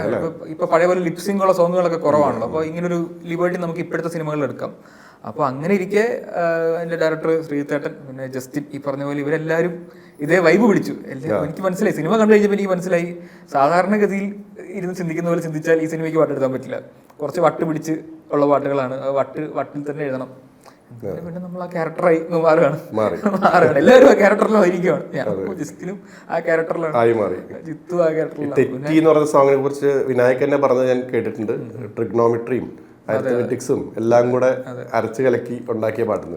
അപ്പോൾ അത് എഴുതാനായിട്ട് ഒരുപാട് റിസർച്ച് നടത്തേണ്ടി വന്നു അത്തരം വാക്കുകളെ പറ്റിയും? അല്ലെങ്കിൽ അത് ഏറ്റവും അവസാനം ഉണ്ടായ പാട്ടാണ്. ഒരു സെൻസർ 2 ദിവസം കഴിഞ്ഞ് ഇന്ന് പാട്ട് വേണം എന്നൊക്കെ പറഞ്ഞ പോലത്തെ അവസ്ഥയിൽ ഏറ്റവും അവസാനം 8ാമത് ഉണ്ടാക്കിയ പാട്ടാണ് തെറ്റി. അപ്പോൾ ജസ്റ്റും പറഞ്ഞ് എന്തെങ്കിലുമൊക്കെ അയച്ചു തന്നു. അപ്പോൾ ഞാനപ്പോൾ ഓക്കെ, ഞാനൊരു 5ാം ക്ലാസ് വരെ മലയാളം മീഡിയം പഠിച്ചത് തന്നെ. അത് കഴിഞ്ഞാണ് ഇംഗ്ലീഷ് മീഡിയം. അപ്പോൾ പഠിച്ച കുറെ മറ്റേ മാത്തമാറ്റിക്സ് റിലേറ്റഡ് ആയിട്ടുള്ള വാക്കുകളൊക്കെ വീണ്ടും പോയി തപ്പി, വേറെ കുറച്ച് വാക്കുകളൊക്കെ തപ്പിയപ്പോൾ ഒരു സംഭവം കിട്ടി. പക്ഷെ എഴുതി വരുന്നത് മാത്സിനെ പറ്റിയല്ല, ഒരാൾക്ക് ഭ്രാന്താവുന്നതിനെ പറ്റിയാണ്, ഒരാളുടെ കണക്ക് കൂട്ടലുകൾ തെറ്റുന്നതിനെ പറ്റിയാണ്. അപ്പോൾ അങ്ങനെ ഞാൻ ഒരു സ്റ്റാൻസ് ജോമെട്രി, ഒരു സ്റ്റാൻസ് അർത്ഥമെറ്റിക്സ്, ഒരു സ്റ്റാൻസ് ട്രിഗണോമെട്രി എന്നൊക്കെ പറഞ്ഞ് ഞാൻ 5-6 സ്റ്റാൻസ് അയച്ചു കൊടുത്തു. ജസ്റ്റിന് അത്രയൊന്നും എടുത്തില്ല. അതൊക്കെ ആ ഒരു കാവ്യത്തിൽ നിന്ന് ആവശ്യമുള്ള വാക്ക് അവിടുന്ന് ഇവിടുന്നൊക്കെ എടുത്ത് എനിക്ക് തിരിച്ചയച്ചു തന്നു. ഇത് ഓക്കെ ആണെന്ന് ചോദിച്ചു. ഞാൻ പറഞ്ഞു കറക്റ്റാണ്. അങ്ങനെയാണ് തെറ്റി എന്നുള്ള പാട്ടിലേക്ക്. ശരിക്കും ഒരു ചോദ്യം കൂടെ ചോദിക്കണം എന്ന് കരുതിയത്, മ്യൂസിക് ഡയറക്ടേഴ്സിന് അവസരം കിട്ടാൻ കുറച്ചുകൂടെ എളുപ്പമാണ്. അതായത് നമുക്ക് മ്യൂസിക് പ്രൊഡ്യൂസ് ചെയ്തൊരു പ്ലാറ്റ്ഫോമിൽ ഇട്ട് കഴിഞ്ഞാൽ അത് പെട്ടെന്ന് ആൾക്കാരിലോട്ട് എത്തിക്കാനും ക്യാച്ചി ആയിട്ട് തോന്നാനും. സിംഗേഴ്സിനും അതെ, ഞാൻ പലപ്പോഴും പല പുതിയ സിംഗേഴ്സിനെയും ഇൻസ്റ്റഗ്രാമിലൂടെ ഒക്കെ കണ്ടിട്ടാണ് സെലക്ട് ചെയ്യുക. പക്ഷെ നമുക്ക് ഒരുപാട് ലിറിസിസ്റ്റുകൾ മിക്ക ദിവസവും നമുക്ക് ചേട്ടാ എനിക്ക് പാട്ട് എഴുതിയാൽ കൊള്ളാം ആഗ്രഹമുണ്ട് എന്ന് പറഞ്ഞ് അയക്കും. പക്ഷെ നമുക്ക് ആ റിസ്ക് എടുക്കാൻ തോന്നാറില്ല. ഭയങ്കര പ്രശ്നമാണ്. കാരണം വെച്ചാൽ ഒന്ന്, അവരയക്കുന്ന ലിറിക്സ് വെച്ച് മാത്രം നമുക്ക് അവരുടെ സ്കില്ലിനെ നമുക്ക് ജഡ്ജ് ചെയ്യാൻ പറ്റില്ല. കാരണം ആ അയക്കുന്നത് അവരെന്തെങ്കിലും ഒരു സിറ്റുവേഷന് വേണ്ടി ചെയ്തതായിരിക്കും. നമുക്കൊരു സിറ്റുവേഷൻ വരുമ്പോൾ അവരെങ്ങനെ എഴുതും എന്നുള്ളത് നമുക്ക് വളരെ ബുദ്ധിമുട്ടാണ്. അപ്പോൾ ഈ പുതിയ ലിറിസിസ്റ്റ് എന്നുള്ള നിലയിൽ ഈ ഫീൽഡിലോട്ട് വരുന്നവർക്ക് ശരിക്കും എന്താണ് അതിൻ്റെ ഒരു കറക്റ്റായൊരു മാർഗം എന്ന് തോന്നുന്നത്? കാരണം മറ്റുള്ളവർക്ക് കുറെ കൂടെ ഒരു ഞാൻ നേരത്തെ പറഞ്ഞ പോലെ വഴികൾ ഉണ്ട്, പക്ഷെ വരികൾ എഴുതുന്നവർക്ക് അത് വളരെ ലിമിറ്റഡ് ആണെന്ന് എനിക്ക് തോന്നിയിട്ടുണ്ട്. അവരിങ്ങനെ അവസരം ചോദിച്ചുകൊണ്ടിരിക്കുക, ആരെങ്കിലും ഒരാൾ ഏതെങ്കിലും ഒരു സാഹചര്യത്തിൽ വിളിച്ച് എഴുതിപ്പിച്ച് അത് വർക്കായാൽ വർക്കായി എന്ന് പറയാൻ പറ്റുള്ളൂ. അല്ലാതെ എന്താണ് അതിൻ്റെ ഒരു വഴി? എനിക്ക് തോന്നിയിട്ടുള്ളത് ഇതൊരു ആർട്ടിനേക്കാൾ ഉപരി ഒരു അപ്ലൈഡ് ആർട്ട് എന്ന് നമ്മൾ പറയുന്ന പോലെ ഒരു കാര്യമാണ് പാട്ട് എഴുതുക എന്നുള്ളത്. അപ്പോൾ അത് പല കാര്യങ്ങളിൽ ഡിപ്പെൻഡൻ്റ് ആണ്. ഇപ്പോൾ ഒരാൾക്ക് ഒരുപാട് വൊക്കാബുലറി ഉണ്ടെന്ന് കരുതി ചിലപ്പോൾ പാട്ട് എഴുതാൻ പറ്റണമെന്നില്ല. കവിത നന്നായിട്ട് എഴുതും എന്നത് അതുകൊണ്ട് മാത്രം പാട്ട് എഴുതാൻ പറ്റണമെന്നില്ല. എല്ലാം കുറച്ച് വേണം. ഇത് വേറൊരു ക്രാഫ്റ്റ് ആണല്ലോ. സിനിമയ്ക്ക് വേണ്ടി, ആ സിറ്റുവേഷന് വേണ്ടി അത് കൊമേർഷ്യൽ സോങ് ആണോ അല്ലയോ എന്നൊക്കെയുള്ള തിരിച്ചറിവ്, ക്യാരക്ടർ എന്താണ്, ക്യാരക്ടേഴ്സ് എങ്ങനെയാണ് സിനിമ വരുന്നത്, അത് പിന്നെ ട്യൂണാണ് ആദ്യം ഉണ്ടാകുന്നതെങ്കിൽ ട്യൂണിൻ്റെ പൾസ് എന്താണ് എന്നുള്ള ആ സ്വഭാവം, മ്യൂസിക് ഡയറക്ടർ എന്ത് ചിന്തിച്ചിട്ടായിരിക്കും ആ ട്യൂൺ ഉണ്ടാക്കിയത് എന്നൊക്കെ മനസ്സിലാക്കുക. ഇങ്ങനെ പല കാര്യങ്ങളിൽ ഡിപ്പെൻഡൻ്റ് ആയിട്ട് വരുന്ന ഒരു ആർട്ട് ഫോം ആയതുകൊണ്ട് തന്നെ ഇത്തരം സെൻസിബിലിറ്റീസ് തുറന്നു വെച്ച് അതിനെ സമീപിച്ചാൽ പിന്നെ ബാക്കി കാര്യങ്ങൾ എളുപ്പമായിരിക്കും. പിന്നെ സിനിമയിലുള്ളപ്പോൾ ഇതൊരു കൊളാബറേറ്റീവ് എഫേർട്ടാണ്. അപ്പോൾ അതിനിങ്ങനെ ഓപ്പൺ മൈൻഡഡ് ആയിട്ട് ഇരിക്കുക, മ്യൂസിക് ഡയറക്ടറായിട്ടുള്ള ആ ഒരു ഗിവ് ആൻഡ് ടേക്ക് ഭയങ്കര ഇമ്പോർട്ടൻ്റ് ആണ്. പിന്നെ നമ്മൾ സ്മാർട്ട്നെസ് എന്നുള്ളത് അവസരം ചോദിക്കാതെ ചോദിച്ച് ഞാനൊക്കെ അവസരം ചോദിച്ച് കിട്ടിയ ആളാണ്. അപ്പോൾ അവസരം ചോദിക്കുക എന്നുള്ളത് ഉറപ്പായിട്ടും നമുക്ക് വേണം. അതിനോടൊപ്പം ഇപ്പോൾ ഒരുപാട് മാറിയല്ലോ, നമുക്ക് നമ്മുടെ തന്നെ വർക്കുകൾ എക്സിബിറ്റ് ചെയ്യാനുള്ള പ്ലാറ്റ്ഫോംസ് ഉണ്ട്. അപ്പോൾ അതിലൂടെ ചെയ്തുകൊണ്ടിരിക്കുക. അപ്പം അങ്ങനെ ഉറപ്പായിട്ടും ശ്രദ്ധിക്കപ്പെടും. പിന്നെ ഇപ്പൊ അൺകൺവെൻഷണൽ ആകുക എന്നുള്ളത് വളരെ ഇമ്പോർട്ടന്റ് ആണ് ഇപ്പോഴത്തെ കാലത്ത് അല്ലേ. കാരണം ഓഡിയൻസ് ആരാണെന്നുള്ളത് ഭയങ്കരമായിട്ട് ഫാസ്റ്റ് ചേഞ്ചിങ് ആവുന്നുണ്ട്. നമ്മളൊരു കലസറിന് ഓർമ്മ ഉണ്ടല്ലോ, നമ്മൾ 2019 കലസറിൻ ജീവാംശമായി ഹിമമഴയൊക്കെ ചെയ്യുന്നു. കോവിഡിന് തൊട്ട് മുമ്പത്തെ വർഷം, നമുക്ക് അതിലേക്ക് ആ വർഷത്തിലേക്ക് തിരിച്ചു വരാനുണ്ട്, എനിക്ക് ചോദിക്കാനുണ്ട്. അപ്പൊ ആ ഒരു ടൈപ്പ് പാട്ടുകൾ പെട്ടെന്ന് നമ്മൾ മെലഡീസ് ഒക്കെ ചെയ്തു, പെട്ടെന്ന് മാറി ഇപ്പൊ ഈ പറഞ്ഞ പോലത്തെ വേറെ റീൽസ് ഭയങ്കരമായിട്ട് ഇമ്പോർട്ടന്റ് ആയി. ആ 20 സെക്കൻഡ് 30 സെക്കൻഡിൽ ആൾക്കാർ അറ്റൻഷൻ ഗ്രാബ് ചെയ്യാന്നുള്ളത് ഇമ്പോർട്ടന്റ് ആയി. ഇനിയിപ്പോ നാളെ ഇതും മാറും, അങ്ങനെ സൈക്കിളാണ്. ഇനി ഒരു 5-6 വർഷം കഴിയുമ്പോൾ ഈ ജെൻ ആൽഫയിലുള്ളവരായിരിക്കും തിയേറ്ററിലേക്ക് ആദ്യം പോകുന്ന ഓഡിയൻസ്. അപ്പൊ അവർക്ക് എന്താണ് വേണ്ടത്, അതൊഴിച്ച് ബാക്കി എന്ത് കൊടുത്തിട്ടും കാര്യമില്ല എന്നൊരവസ്ഥയിലേക്ക് ചിലപ്പോൾ വരാം. അപ്പോൾ അങ്ങനെയുള്ള മാറ്റങ്ങൾ എന്താണ് എന്ന് നമ്മൾ കണ്ണും കാതും തുറന്ന് കണ്ട് മുമ്പോട്ട് പോകുക എന്നുള്ളതാണ് എല്ലാത്തിനും വേണ്ടത്. ഇതിനും അതാണ് വേണ്ടത്. കൈലാസൻ എന്ത് തോന്നുന്നു, ഇപ്പൊ മ്യൂസിക്, സിനിമയിലുള്ള മ്യൂസിക്കിന്റെ നേച്ചർ ഫാസ്റ്റ് ചേഞ്ചിങ് ആയിട്ട് മാറുന്നുണ്ടല്ലോ? തീർച്ചയായിട്ടും. ഇപ്പൊ 2019 ഞാൻ പറയാൻ കാരണം കുറെ മെലഡീസ് 2019 ലിസ്റ്റ് എടുത്തു കഴിഞ്ഞാൽ എനിക്ക് തോന്നുന്നു ഞാൻ ചെയ്ത ജീവാംശമായി എന്നുള്ള പാട്ട് വളരെയധികം ശ്രദ്ധിക്കപ്പെടാൻ ഒരു കാരണമായിട്ട് എനിക്ക് തോന്നിയത്, അതിന് തൊട്ട് മുമ്പ് ഒരു ടൈം സോണിൽ കുറെ നാള് അത്തരം പാട്ടുകൾ ഉണ്ടായിരുന്നില്ല. വേറൊരു ഈ പറഞ്ഞ പോലെ വേറൊരു സോണിൽ പോയിക്കൊണ്ടിരിക്കുകയായിരുന്നു. മോശം പാട്ടുകൾ എന്നല്ല ഞാൻ പറയുന്നത്. അവിടെ നിന്ന് പെട്ടെന്ന് ഒരു ചേഞ്ച് വന്നപ്പോൾ ഈ പാട്ട് വളരെയധികം ശ്രദ്ധിക്കപ്പെട്ടു. പിന്നെ അവിടെ നിന്ന് ഒരു 2019-20 വരെ എനിക്ക് തോന്നുന്നു ഒരുപാട് 2019 ഇപ്പോൾ വിനായകന്റെ പവിഴമഴയുണ്ട്, ഒരുപാട് നല്ല പാട്ടുകൾ, ആരാധികെ, പിന്നെ കുമ്പളങ്ങി നൈറ്റ്സ്, ഉയിരിൽ തൊടും എല്ലാം ഉണ്ടല്ലോ, ഒരുപാട് നല്ല പാട്ടുകൾ, നീ മുകിലോ ഒരുപാട് നല്ല പാട്ടുകൾ. അതിനുശേഷം പിന്നെ അങ്ങോട്ട് ഒരു 21-22 മുതൽ വേറൊരു രീതിയിലോട്ട് കൂടുതലും ഒരു റാപ്പ് ഓറിയന്റഡ് ആയിട്ടുള്ള മ്യൂസിക്കിലോട്ട് മാറി. അതും ഇപ്പൊ കുറച്ച് ഫെയ്ഡായിട്ട് വേറൊരു രീതിയിലോട്ട് പോവാണ്. അതെനിക്ക് മാറിക്കൊണ്ടേ ഇരിക്കുന്നുള്ള കാര്യം മനസ്സിലായി. കുറച്ച് കഴിയുമ്പോൾ വീണ്ടും പഴയ ഉറപ്പായിട്ടും തീർച്ചയായിട്ടും അതെനിക്ക്. പക്ഷെ തിരിച്ചു വരുമ്പോൾ നമ്മളവിടെ ഉണ്ടാവില്ല എന്നുള്ളതിൽ ഉറപ്പൊന്നുമില്ല. കാരണം അതിൽ യാതൊരു ഗ്യാരണ്ടി ഇല്ല. എനിക്ക് തോന്നുന്നു മ്യൂസിക്കിൽ ഡെഫിനറ്റ്ലി ഇതിങ്ങനെ സൈക്കിൾ ഇങ്ങനെ, നമ്മൾ ഈ ഫാഷൻ്റെ കാര്യം പറഞ്ഞ പോലെ, ഫാഷൻ എവറി ഇത്ര ഇയേഴ്സ് കൂടുമ്പോൾ വീണ്ടും പഴയ ബാഗി പാൻറ്റും ഒക്കെ വരുന്ന സൈക്ലിക്കായിട്ട് വരുന്ന പോലെ മ്യൂസിക്കിലും ഡെഫിനറ്റ്ലി ഈ ട്രെൻഡുകൾ മാറി വീണ്ടും തിരിഞ്ഞ് മറിഞ്ഞു വരും. പക്ഷേ ആ സമയത്ത് പഴയ മ്യൂസിക് വരുന്നല്ല ഞാൻ ഉദ്ദേശിക്കുന്നത്. ഈ പറഞ്ഞ പോലെ മെലോഡിയസ് ആയിട്ടുള്ള അതിനോട് കൂടുതൽ ഡിമാൻഡ് കൂടുന്നു. അത് കഴിഞ്ഞ് വീണ്ടും പറഞ്ഞ പോലെ റാപ്പ് അല്ലെങ്കിൽ വേറെ പല ജോണേഴ്സ് ഇങ്ങനെ മാറിക്കൊണ്ടിരിക്കുന്നു തോന്നുന്നു. അത് എനിക്ക് തോന്നുന്നത് ഇന്നത്തെ കാലത്ത് സിനിമയിലെ മ്യൂസിക് ആണല്ലോ നമ്മൾ ചെയ്യുന്നത്. അപ്പം സിനിമ മാറുന്ന അനുസരിച്ചിട്ടാണ് മ്യൂസിക് മാറുന്നത്. നമുക്ക് എന്തൊക്കെ സ്കില്ലുണ്ടെന്ന് പറഞ്ഞു കഴിഞ്ഞാലും നമുക്ക് കിട്ടുന്ന മൂവിക്ക് അനുസരിച്ചിട്ടുള്ള മ്യൂസിക്കല്ലേ നമുക്ക് ചെയ്യാൻ പറ്റുള്ളൂ, അല്ലെങ്കിൽ ലിറിക്സ് അല്ലേ എഴുതാൻ പറ്റുള്ളൂ. ഇപ്പം കറണ്ട്ലി പോയിക്കൊണ്ടിരിക്കുന്ന സിനിമകളുടെ ആ ഒരു രീതി ഡെഫിനറ്റ്ലി മ്യൂസിക്കിനെ ഇൻഫ്ലുവൻസ് ചെയ്യും. പിന്നെ എനിക്ക് പക്ഷേ ഒരു കാര്യം തോന്നിയിട്ടില്ല, പക്ഷെ തമിഴ് ഇൻഡസ്ട്രിയിലൊക്കെ എനിക്ക് ഇതിൻ്റെ ഒരു മിക്സ് കുറച്ചുകൂടെ ബെറ്റർ ആണെന്ന് തോന്നുന്നു. അവിടെ ഇപ്പോഴും എല്ലാം ഓടും, മറ്റേ പ്രണയം വരുമ്പോ ഹിമാലയത്തിൽ പോയി ഷൂട്ട് ചെയ്യുന്ന പാട്ടുകൾ ഇപ്പോഴും ഉണ്ട്. അതായത് തെലുങ്കിലും ഉണ്ട്. ഈ പറഞ്ഞ പോലെ എല്ലാ ജോണേഴ്സിനും എല്ലാ കമ്പോസേഴ്സിനും എല്ലാ ലിറിസിസ്റ്റുകൾക്കും ഒക്കെ സ്പേസ് കുറെ കൂടെ കൂടുതലാണെന്ന് തോന്നിയിട്ടുണ്ട്. കാരണം മേ ബി അത്രയും വലിയൊരു സ്റ്റേറ്റ് ആയതുകൊണ്ടും അത്രയും അധികം സിനിമകൾ ഇറങ്ങുന്നതുകൊണ്ടും ഒക്കെ ആയിരിക്കാം. ഇവിടെ കുറച്ചുകൂടെ ഒരു ട്രെൻഡ് വന്നു കഴിഞ്ഞാൽ കുറച്ച് നാൾ ആ ട്രെൻഡ് പിന്നെ വേറെ അങ്ങനെ മാറുന്നു എന്ന് തോന്നുന്നുണ്ട്. ഒരെണ്ണം വരുമ്പോൾ അതിന്റെ ചൂട് പിടിച്ച് കുറെ അതുപോലത്തെ അങ്ങനെ ചൂട് പിടിച്ച് പോകണമെന്ന് ഞാൻ ഒരിക്കലും പറയില്ല. അല്ല, അങ്ങനെയാണോ ഇവിടെ സംഭവിച്ചുകൊണ്ടിരിക്കുന്നത്? എനിക്ക് അങ്ങനെ പറയാൻ പറ്റില്ല. പക്ഷെ ഞാൻ പറയുന്നതെന്ന് വെച്ച് കഴിഞ്ഞാൽ ഇവിടെ മേ ബി സിനിമകൾ കുറവാണ്, അല്ലെങ്കിൽ കമ്പാരിറ്റീവ്ലി അത്രയ്ക്ക് തമിഴ്നാട്ടിൽ നടക്കുന്ന അത്രയും പ്രോജക്ട്സ്, അത്ര ഡയറക്ടേഴ്സോ അത്ര മൂവീസോ ഇവിടെ ഉണ്ടാവില്ലല്ലോ. അപ്പം എനിക്ക് തോന്നുന്നു സിനിമകളിൽ ഒരു ട്രെൻഡ് സംഭവിക്കാറുണ്ട്. എനിക്ക് ഓർമ്മയുണ്ട്, ഞാൻ 2019 സമയത്ത് ഒരു പ്രൊഡ്യൂസർ ഡയറക്ടറൊക്കെ ആയിട്ടിരുന്ന് ഡിസ്കഷൻ നടക്കുമ്പോൾ, അന്ന് 19 മുമ്പത്ത് ശ്രദ്ധിച്ചു കഴിഞ്ഞാൽ നമ്മൾ ഈ പ്രകൃതി പടങ്ങൾ എന്ന് പറയുന്ന ഒരു കാറ്റഗറിയിൽ തമാശയ്ക്ക് നമ്മൾ പറയുന്ന ഒരു ഫ്രേസ് ആണല്ലോ. വളരെ ഗ്രാമീണമായ കുറച്ച് പടങ്ങൾ, അങ്ങനത്തെ ഒരു കൈൻഡ് ഓഫ് രീതിയിൽ കുറച്ച് കാലം ഓടിക്കൊണ്ടിരുന്നല്ലോ. അപ്പോൾ ഞാൻ ആ പ്രൊഡ്യൂസറിൻ്റെ അടുത്ത് പറഞ്ഞിട്ടുണ്ട്, ഒരു ത്രില്ലർ വന്നു കഴിഞ്ഞാൽ ഇപ്പോൾ ഭയങ്കര സ്കോപ്പായിരിക്കും എന്ന് പറഞ്ഞു. അപ്പോൾ എൻ്റെ അടുത്ത് തിരിച്ച് പറഞ്ഞു, ത്രില്ലറൊക്കെ OTT അല്ലെങ്കിൽ സാറ്റലൈറ്റ് റൈറ്റ്സ് ഒക്കെ വിറ്റ് പോകാൻ ഭയങ്കര പാടാണ്, ത്രില്ലറൊന്നും നടക്കില്ല, അത് വർക്കാവില്ല എന്ന് പറഞ്ഞ് നാക്കെടുത്തില്ല. 1 മാസത്തിനുള്ളിലാണ് 5-ാം പാതിര വരുന്നത്. പിന്നെ ഇതുവരെ ത്രില്ലറിന്റെ ഇത് കഴിഞ്ഞിട്ടില്ല. ത്രില്ലറുകളുടെ ഘോഷയാത്രയാണല്ലോ. അപ്പോൾ ഈ പറഞ്ഞ പോലെ ട്രെൻഡ് ഇങ്ങനെ മാറും. എനിക്ക് എപ്പോഴും തോന്നിയിട്ടുള്ളതാണ്, നമ്മുടെ മലയാളം ഇൻഡസ്ട്രിയിൽ നല്ല റോം കോംസ് കുറവാണ്, അല്ലെങ്കിൽ ലവ് സ്റ്റോറീസ് കമ്പാരിറ്റീവ്ലി ഇപ്പോൾ കുറവാണ്. അപ്പോൾ ആ ഒരു പൾസ് പലപ്പോഴും വിനീത് ശ്രീനിവാസനൊക്കെ കൃത്യമായി മനസ്സിലാക്കാൻ പറ്റാറുണ്ടെന്ന് എനിക്ക് തോന്നിയിട്ടുണ്ട്. ഒരു തട്ടത്തിൻ മറയത്ത് വളരെയധികം ഹിറ്റായിരുന്നു, പിന്നെ ഒരു പ്രേമമായിരിക്കും അങ്ങനെ ഒരു മൂവി വന്നിട്ടുണ്ടാവുക. അതിനുശേഷം നല്ലൊരു ഗ്യാപ്പിൽ ഇങ്ങനെ അങ്ങനത്തെ ഒരു മൂവി ഇല്ലാതിരിക്കുമ്പോൾ കൃത്യമായി ഹൃദയം വരുന്നു. അപ്പോൾ ആ പൾസ് മനസ്സിലാക്കാൻ പറ്റുന്ന അത്രയും പാട്ടുകൾ, അപ്പോൾ ആ കൃത്യമായ അടുത്ത ട്രെൻഡ് എന്താണെന്ന് മനസ്സിലാക്കാൻ പറ്റുന്ന ഒരാൾക്ക് ഇവിടെ കുറെ കൂടെ ഒരു സർവൈവൽ പോസിബിലിറ്റി കൂടുതലാണെന്ന് തോന്നിയിട്ടുണ്ട്. കൈലാസേട്ടാ, ഞാൻ ഒരു കമ്പോസർ എങ്ങനെയാണ് ഒരു പാട്ട് കമ്പോസ് ചെയ്യുന്നതെന്ന് അറിയാനുള്ള ക്യൂരിയോസിറ്റി എല്ലാവർക്കും ഉണ്ടാവുമല്ലോ. ഒരു പാട്ട് കമ്പോസ് ചെയ്യുമ്പോൾ സ്റ്റാർട്ടിങ് പോയിന്റ് എന്തായിരിക്കും? നമ്മൾ എപ്പോഴും കേൾക്കുന്ന പോലെ ഒരു ഇൻട്രോ കഴിഞ്ഞിട്ടൊരു മെലഡി വരും, പല്ലവി എന്ന് നമ്മൾ പറയുന്ന ഒരു സ്റ്റാൻസ് വരും. അപ്പോൾ ആ ഒരു ഫ്ലോയിൽ തന്നെയാണോ അതോ പാട്ട് തുടങ്ങുന്നത് വോക്കൽ മെലഡിയിലാണോ ചിന്തിച്ചു തുടങ്ങാറുള്ളത്, അതോ അതിൻ്റെ ബാക്ക്ഗ്രൗണ്ടിൽ വരുന്ന ബാക്കിയുള്ള ഗ്രൂവ് എന്നൊക്കെ നമ്മൾ പറയുന്ന? ശരിക്കും എല്ലാ പാട്ടിനും ശരിക്കും ഓരോ കഥയുണ്ടെന്ന് പറയുന്ന പോലെയല്ലോ. ഓരോ പാട്ടും ഉണ്ടാവുന്നത് ഓരോ രീതിയിലായിരിക്കും. ചില പാട്ടുകൾ ചിലപ്പോൾ ഒരു ഗ്രൂവ്, ഒരു ഋതമായിരിക്കും നമുക്ക് ഇൻസ്പിറേഷൻ തരിക, ഒരു താളം ആയിരിക്കും നമുക്ക് ഇൻസ്പിറേഷൻ തരിക. ചിലപ്പോൾ ഔട്ട് ഓഫ് നോവെയർ നമ്മൾ ചുമ്മാ യാത്ര ചെയ്തുകൊണ്ടിരിക്കുമ്പോൾ നമുക്ക് തോന്നുന്ന ഒരു മെലഡി ആയിരിക്കും ഡെവലപ്പ് ചെയ്ത്. എനിക്ക് അങ്ങനെ ഉണ്ടായിട്ടുണ്ട്. ഞാൻ ട്രെയിനിൽ യാത്ര ചെയ്തുകൊണ്ടിരിക്കുമ്പം ഒരു സോങ്, അത് ട്രെയിൻ സോങ് തന്നെയാണ്, ട്രെയിനിൻ്റെ അകത്ത് നടക്കേണ്ട സോങ് ആണത്. അത് ആ ട്രെയിനിൻ്റെ ഒരു താളം നമുക്ക് പെട്ടെന്നൊരു ഇൻസ്പിറേഷനായി തോന്നി.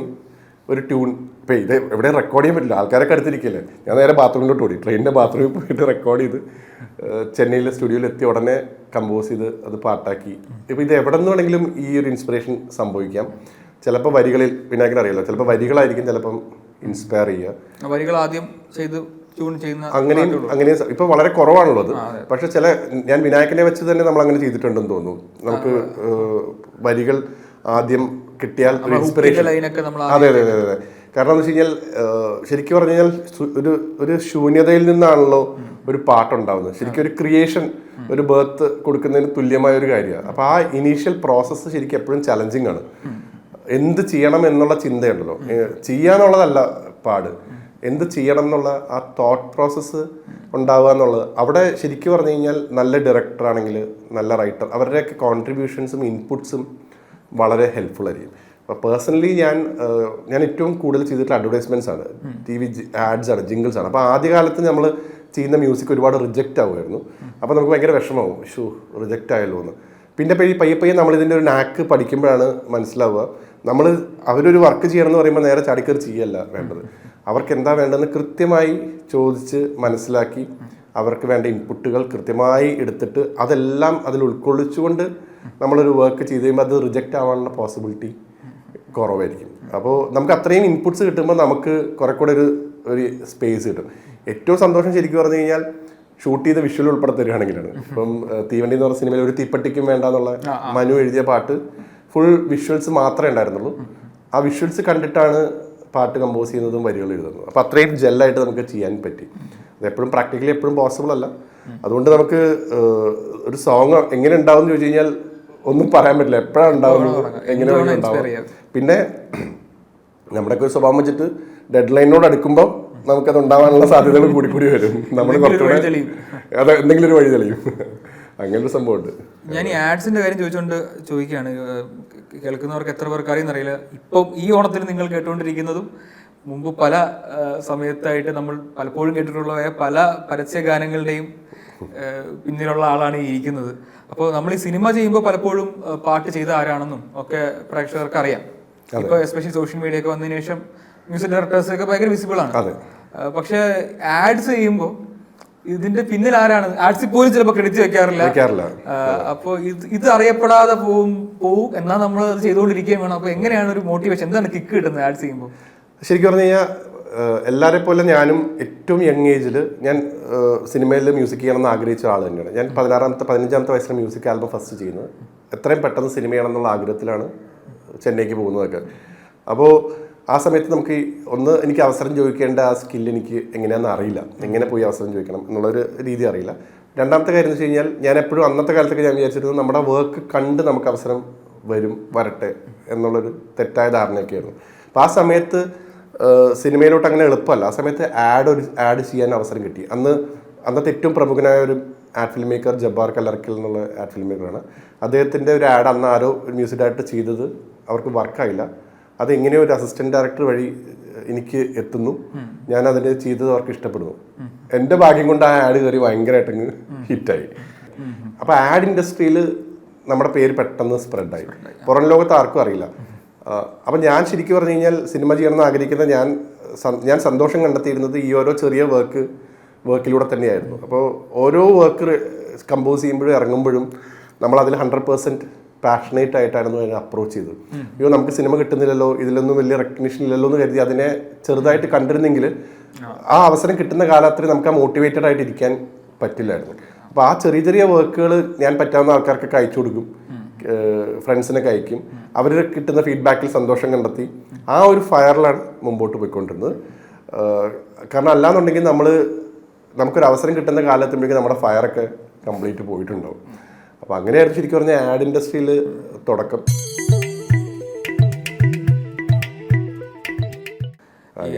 വേറൊരു കാര്യം, ഇപ്പം ആഡിലാണ് സോനു നിഗത്തെ വർക്ക് ചെയ്യിപ്പിച്ചത്. അതെ. അപ്പോൾ എനിക്ക് അടുത്ത് ചോദിക്കണം എന്നുള്ള കാര്യം എന്ന് വെച്ചാൽ, ആദ്യം ഒരു കാര്യം പറഞ്ഞോട്ടെ, എനിക്ക് വളരെ ഇഷ്ടമുള്ള ഒരു സിംഗറാണ് വിജയ് പ്രകാശ്.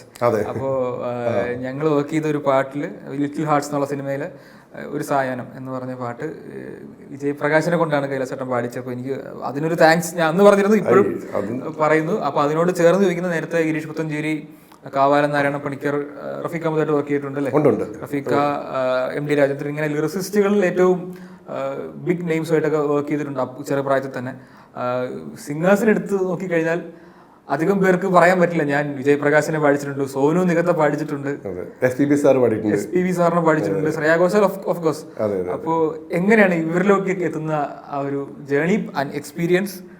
ശരിക്കും പറഞ്ഞു കഴിഞ്ഞാൽ ലിറിസിസ്റ്റുകളുടെയും അടുത്താണെങ്കിലും സിംഗേഴ്സിൻ്റെ അടുത്താണെങ്കിലും നല്ലതും മോശവുമായ അനുഭവങ്ങൾ ഉണ്ടായിട്ടുണ്ട്.